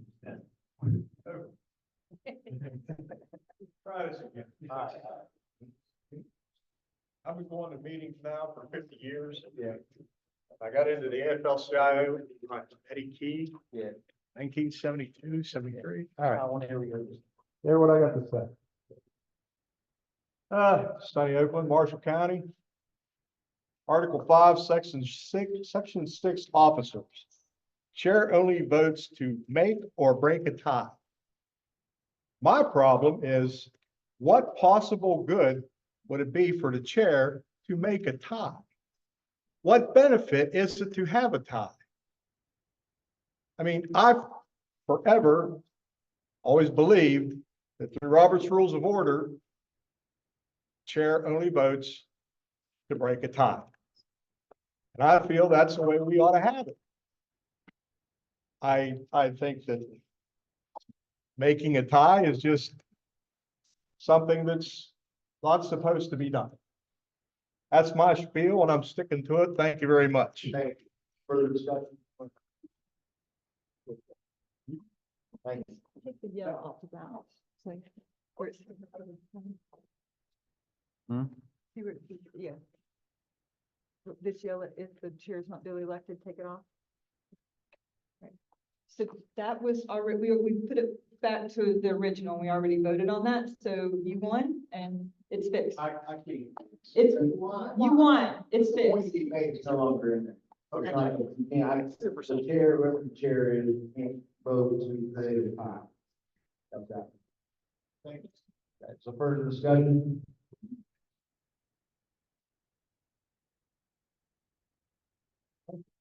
All in favor of the motion, say aye. Aye. Opposed? Who made them? Was it, What's that? so who made that? That was Selena's original motion, correct? Motion. And- Anyone remember who seconded that motion? I did. Yes, you did. Yes. Well, the motion passes, and Yeah. the amendments to the bylaws have been adopted. Thank you. What about, is that one? That was the second part. I don't know Yeah. if that's what they've gotten to. It is.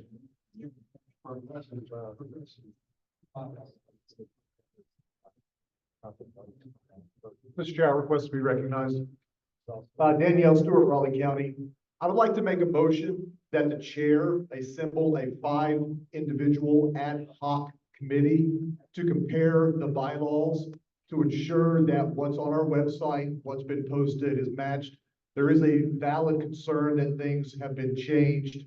And, you know, when you're dealing with digital stuff, accidents happen. But we're requesting that you put together a 5-individual committee to look at that to see if there are in fact any changes to ensure if it allows us to ensure that our bylaws are exactly the way they're supposed to be. Thank you. Does everybody understand the motion? Any discussion on the motion? All in favor of the motion? On this second, Who's Vice second? Chair, for say second. Vice Chair? Okay. Is there any discussion? All in favor? Opposed? Ayes have it, motion carried. Danielle? 5-member ad hoc committee. 5-member. Thank you. What's that? I was just gonna ask Yeah, comment. Yep. it's a 5-member ad hoc committee to make sure that did not occur, and the bylaws are still intact, nothing is changed without public notice. That's fine. Okay. Are we not gonna have a discussion on the attendance policy? We I voted asked on for, that. I'm sorry, I did ask for a discussion on that. We did not understand, and so I didn't understand ready for debate. Well, you could make a motion to reconsider, I make that motion. make a motion to reconsider your Who? actions on the Please second. state your name. Thank you. Okay. The Thank question you is for- to reconsider, the second question on the amendments to the bylaws that was proxy voted, with attendance policy and the role of the chair. So Floyd or Thornton, your motion to reconsider the bylaws amendments pertains only to the attendance and proxy policy, is that correct? Thank you. Okay, does everybody understand the motion to reconsider? Okay, all in favor? Opposed? No. We do it by show of hands. All in favor? This is in favor to reconsider. Yeah, this is the motion to Okay, reconsider.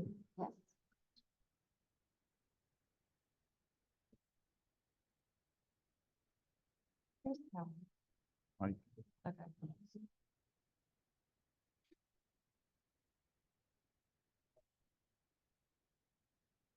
Opposed? Yeah.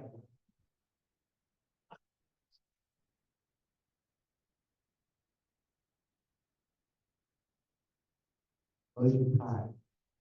You're kidding. That's a failed motion. Wow.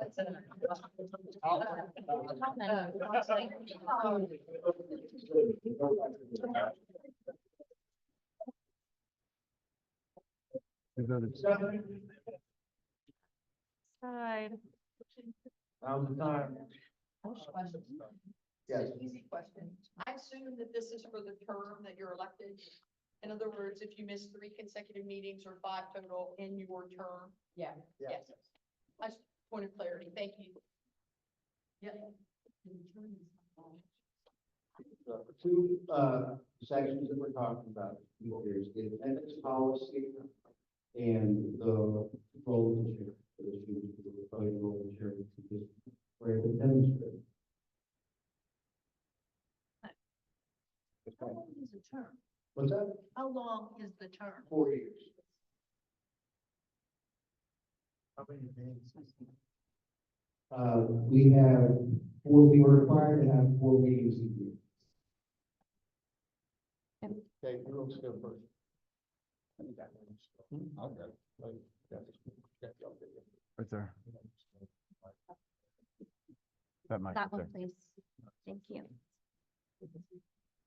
Roy Sayer, Mason County. My problem with the attendance policy is as follows. You have 2 meetings a year that are Zoom.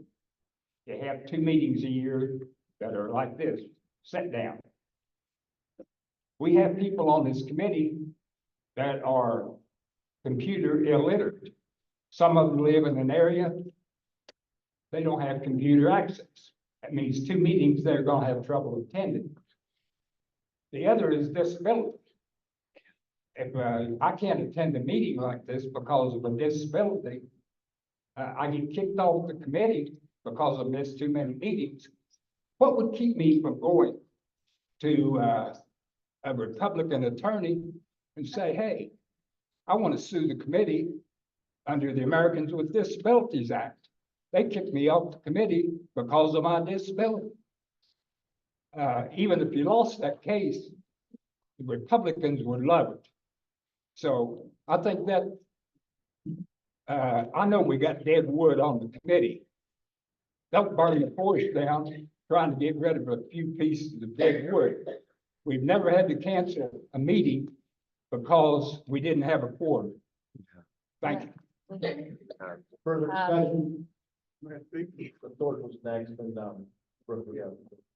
Can I be in queue as well? that? I'll be in queue to speak as well. You want to speak? Yes, thank you.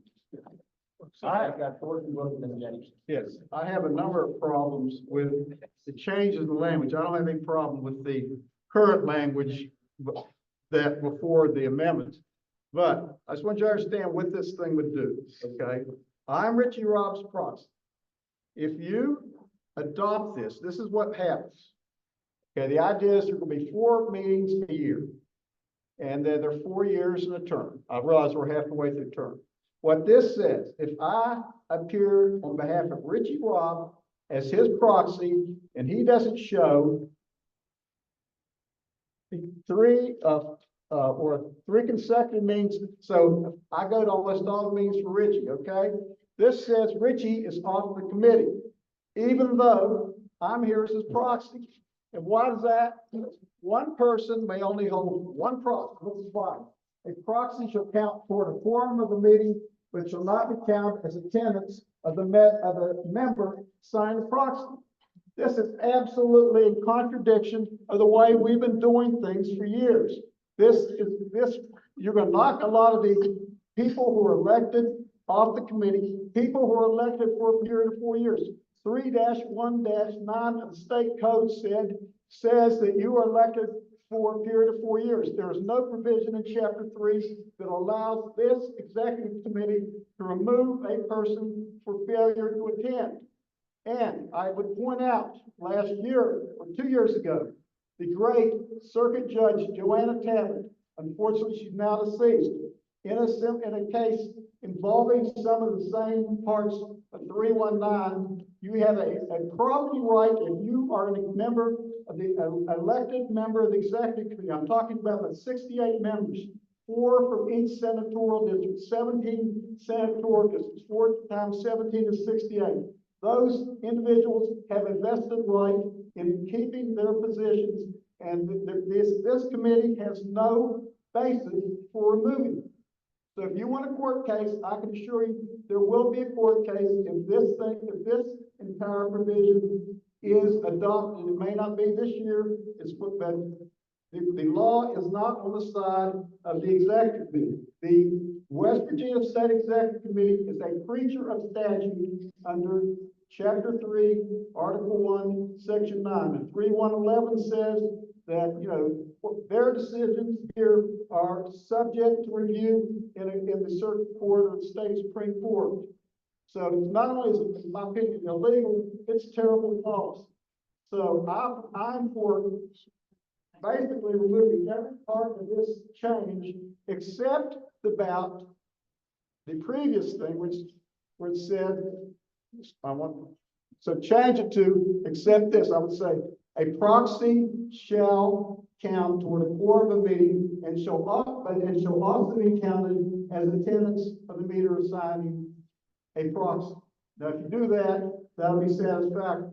But if this is not amended, then I will vote against the whole thing. It is against the law, in my opinion, it is a terrible idea. Thank you. Thank you.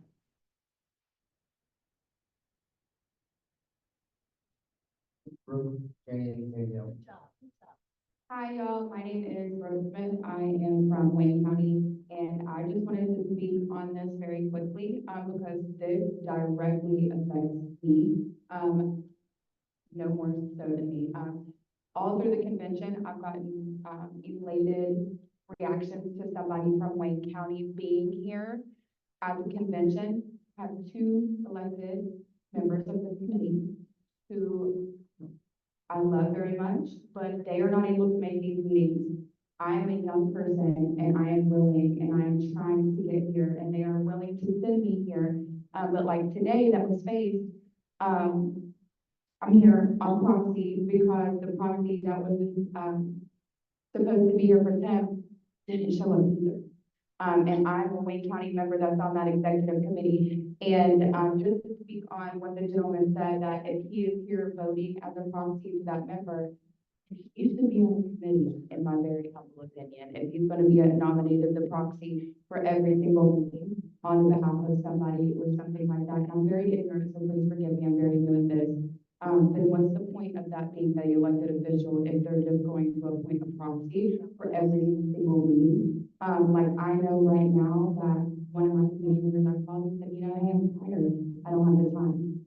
And I can't just be appointed, I would have to wait and run for re-election. But due to this, it would give me a chance, a young Democrat in Wayne County. My committee person is ready to give up that seat to me when he is a male. So this would also give the chance for me to be appointed into that position. And I just think that it's something to consider instead of writing off completely. I don't necessarily think that we're trying to clear the boards, but it's time that these young people who are ready and are able to make it to these meetings get there. And I feel like if we keep going in the way that we're going, I love compromise. It's one of my very bases. I do hear and I understand what everyone is saying that maybe that we could give and get a little with this, but please consider the young people that are here and are willing and that are trying to get in here and cannot due to people that are elected officials here and do have those proxies that come to every single meeting. And these elected officials have not been here. So I would like to consider me in Wayne County and the younger people all across the state that are trying to get here, but it's discouraging, guys. It's discouraging because of policies like this, that you don't have to come to any meetings and you can still have your position. When there are people here who are willing to put those boots on the ground and knock on those doors and get here and represent you all, because I know that you're tired too. So please don't get frustrated with the young people for trying to get here. We're not trying to kick anybody out. We're also here to help, and I would love, if you guys could consider that as well. Yeah, that's great. And if you don't mind, I'm just gonna stay here so I can continue to take notes. I'm gonna speak to 3 quick points. One, I do want to clarify that meetings have been canceled and or continued with lack of ability to have votes taken due to no quorum, both on Zoom, mostly on Zoom, and that statement was inaccurate earlier. I do also want to say, I'm going to use my own Senate district, unfortunately, as an example. We have 3 folks who ran for executive committee meetings and have not come to a single meeting since I've been here. And so, 3, to Thornton's point and reinforced by Brooke's statements, I wholeheartedly agree with everything you said. Yes, you gave the example of Richie Brown. Yes, there are people who have been elected, then they are responsible to the electorate. The electorate elected them as their representative, not a proxy long-term. And so proxy rules are there in place, in my humble opinion, to allow flexibility. However, that proxy that continues to come meeting after meeting, or multiple or different ones, were not the person elected. And in our case, in Senate District 1, there were many other folks on the ballot, a diverse range of folks, young and old, who would have loved to take their places. So in my opinion, I wholeheartedly support these changes. I feel like it's gonna instill accountability. I feel, as Brooke does, that it's gonna allow for other folks to step up, to run, who are more able. And I do think with the rules that we have, the blended meetings that we've had, the Zoom options, the in-person options, the moving around of meetings to be more geographically located, I do feel like 4 meetings a year, I feel like the chair and executive director have done a really good job to try to accommodate that. Thank you. Thank you, Danielle Stewart, Raleigh County, and I'm here to speak against the amendment. And my reason is this, I'm a county chair, and I have individuals in my county that have not showed up to a single meeting now in 2 years. And I understand that, I don't like it. That said, the will of the voters was to elect those people. And when we look at the people in this room, the will of the voters elected those people. Today, I'm a proxy myself, and I've had significant conversations with the person that I'm here representing. And with that said, situations occur where people not make it, and that's just reality. Just like in my county, as the chair, it's incumbent upon me to address those issues with those individual members. If we have somebody not attending, I'm the one who needs to be reaching out to them and say, hey, are you wanting to participate? Are you wanting to do the stuff? If not, we need you to resign. I don't think that it is the body's position, this body's position, to override elected individuals that were elected by the people. Thank you. Thank you. Madam Alderman, We have an election. I asked the chair to yield me that time, which I shall. All right, I can't stand still. I'm not quite Daniel Walker, but I'm going to speak my piece. I stand on this committee, the Rules and Bylaws Committee. I want to explain to you how we got to this conclusion. First off, I'm not a lawyer, I'm a parliamentarian. 15 years defending individual members' rights. That means each of you. But each of you are elected. I heard the Joanna Talbot ruling called out. There are 4 lawyers on that committee. Let me tell you something. I disagree with every single one of them down to the phone. Because I believe Talbot, bless her soul, emphasized the wrong part of that ruling. There was one sentence in that ruling that stood out. Why did Republicans lose that ruling? Because they did not give due process. What is on your screen is not the only part of this. If you scroll down, we include a section that any member removed under this clause will be given due process. Under the Talbot ruling, that means that it is not subject to that precedent, that it will not be under legal review. Another thing, a Republican lawyer coming forward trying to make some bad press against us. Man, we get a lot of that, don't we? Let me tell you this. I think it's worse press of what happened in the Eastern Panhandle. We had 2 commissioners on county commission taken down by a special investigation. Why? Because they didn't show up to their damn meetings. I would love to hear the counter argument that a Republican attorney is coming forward to challenge our elected members because they're not showing up and doing their due diligence as an elected official. Oh, wait, that doesn't happen. I hear it's your counter argument. Let me throw that back to you. In the year, last session between 2018 and 2022, how many members of this committee that were elected did not show up for a single meeting? 1 in 10. 1 in 10. I'm asking you. They can miss 5 meetings out of 16. That's almost 25%. I'm asking you to show up 75% of the time. We crafted this to give us a legal fallback option. So that the grand attorneys that we have, the great attorneys that we have in our party can send to vote. Why? Because we should have an active party. We should have members who show up. If we win 1,000 of those values in our elections, then we need to live them here. Now, I find it very disingenuous, some of the debate I've heard, because it comes from honorable members who might feel personally attacked by this amendment, because they too are members of that one who aren't showing up. The problem is, we want this party to evolve. Name recognition takes a long time. The young lady spoke about not hurting young people who want to show up.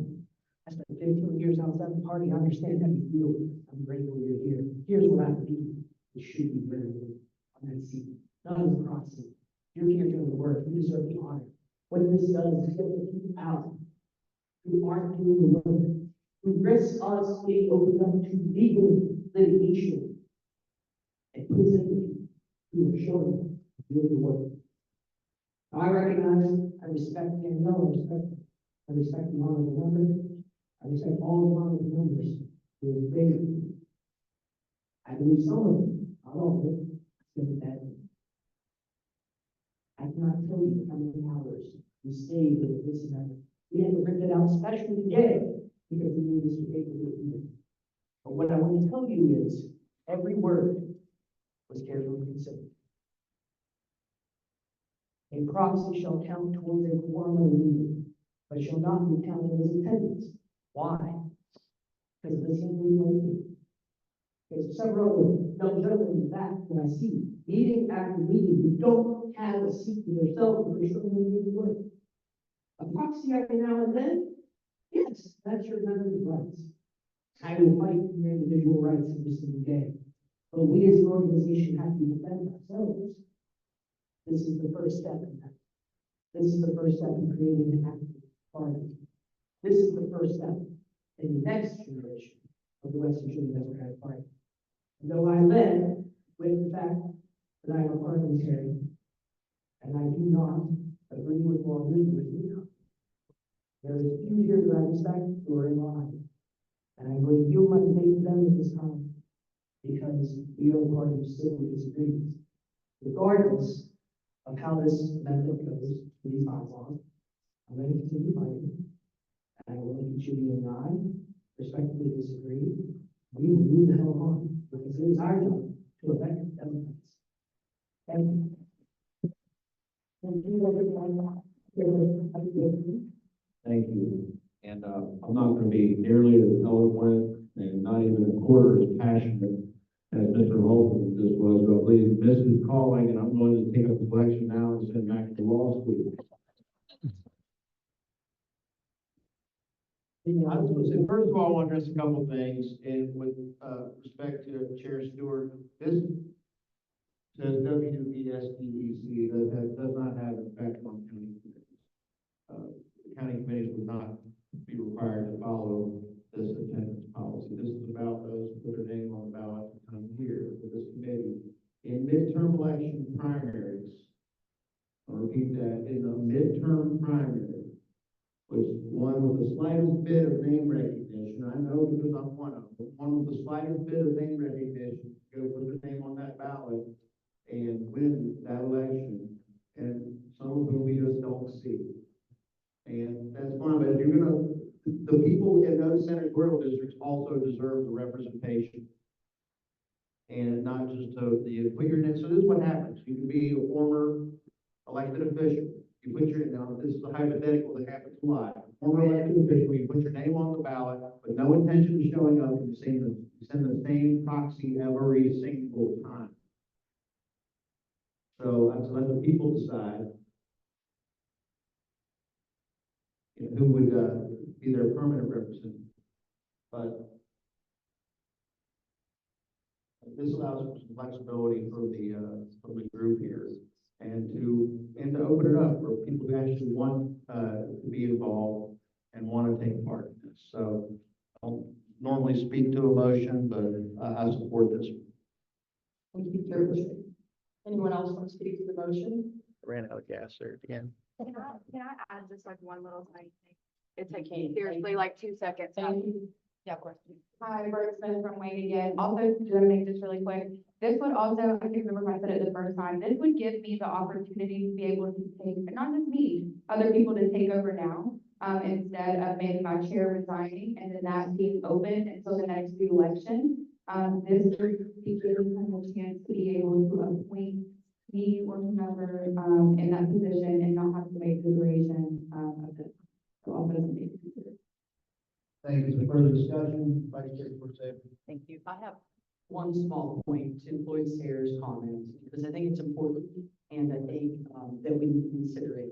If you look at the bylaws, you see in the very last sentence that there can be a 30-day written notice, first of all, and it can be appealed.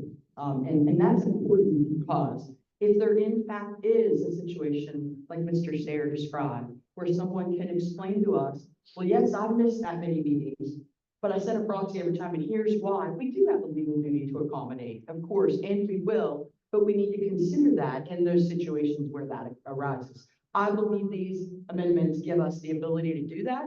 I had a specific conversation with Selena about that after I had a conversation with Floyd about his concerns when we were up in Jackson County together, even though he's from Mason. So I just want to say that I do think as a committee, we have to be cognizant of the disability issue, but this lets us do that. And we have to remember to consider that if that's what someone is saying as to why they miss. Thank you. Thank you. Is there further discussion? Okay, the motion on the floor is to adopt the proposed amendments regarding the attendance policy and expand and also address the proxies and also the duties of the chair. All in favor? Opposed? Ayes appear to have it. Ayes do have it. The motion is adopted. Okay. And thank you all so much for your patience. I thought it was important that we go back and reconsider that, because I think people must not have heard that we were in the discussion. I wanted to give everybody a chance to discuss that. I'm glad we did, because I think we had a pretty good debate here. That's what we're supposed to be doing. So thank you. With that, is there anything for the good of the order?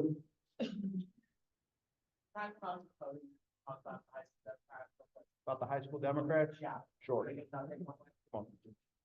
My procedure point, did we actually ever adopt the whole bylaws? Yeah, Yes. yeah. We're in the Yes. process. It's written too far, so I didn't know what you did. We did both. Adopt the whole thing. No, we did. divided the question and we adopted both of them with Yeah. two separate parts of the bylaw.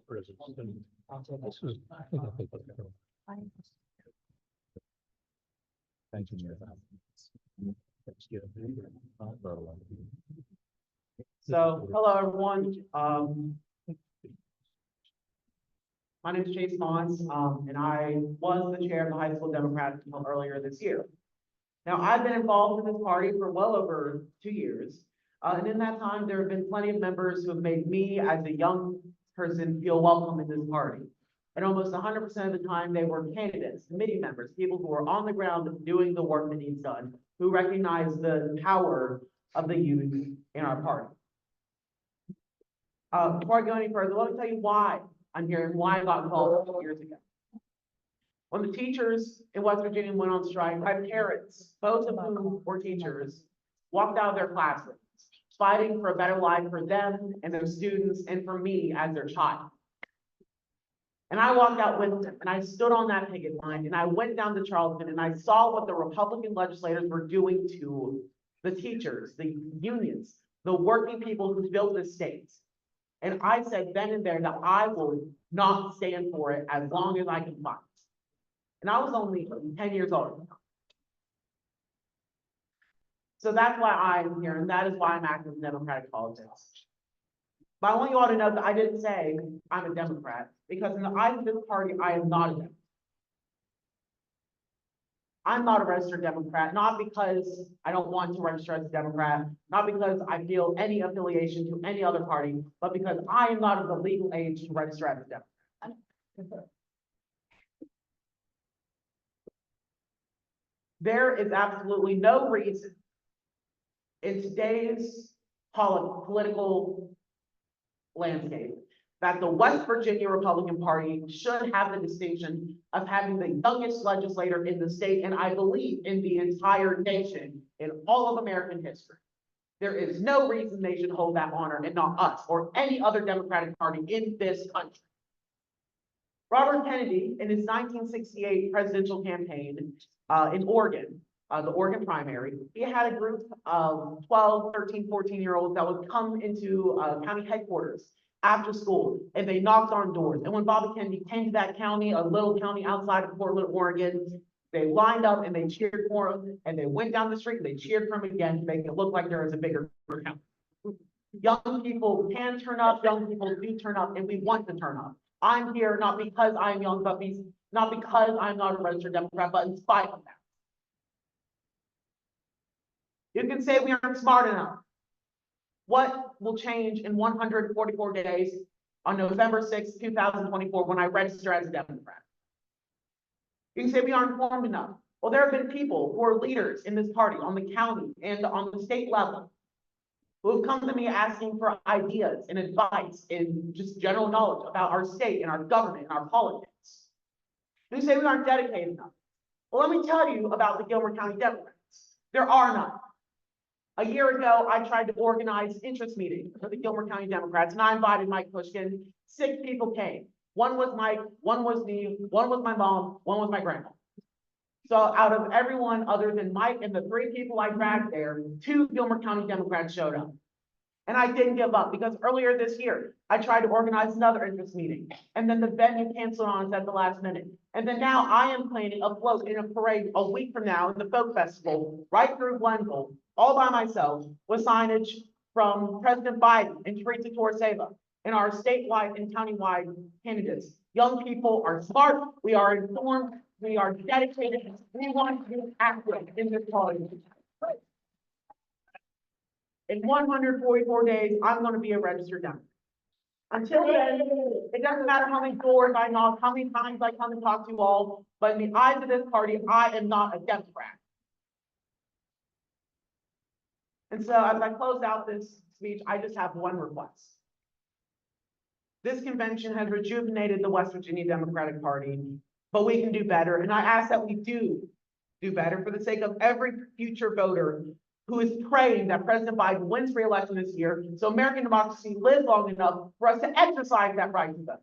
Do better. Young people want to be involved. Young people will be involved. The only reason that there aren't more young people in this room today, and the only reason there weren't more young people in that convention hall earlier today and yesterday, is because we are unnecessarily limiting the amount of ways young people can get involved.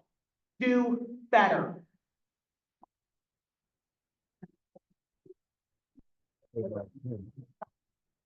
Also, I forgot, the actual reason I came up here before I got distracted. I just graduated high school, so I'm not the chair of the West Virginia High School Democrats anymore. I've given the contact information to Corey Romans, since he's working with the outreach. The new chair is also not a registered Democrat because she is old enough. She's from Brooke County, and I have full faith in her. And if any of you want to go talk to colleges and get college of them started, go to your high schools, talk to civics teachers, any teachers you know who are Democrats or who are willing to start a club. I'll help you. Just reach out to me, talk to me after this. But we need to get young people involved because we are the people who have the most at stake. Because we have our nation and our state and our entire future on the line here.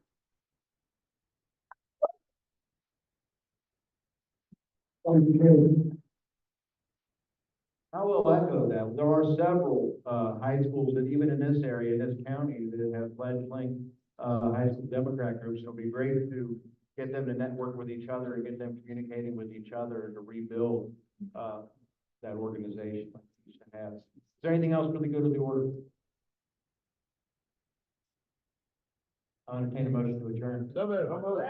All in favor? Thank you all so much. Great meeting.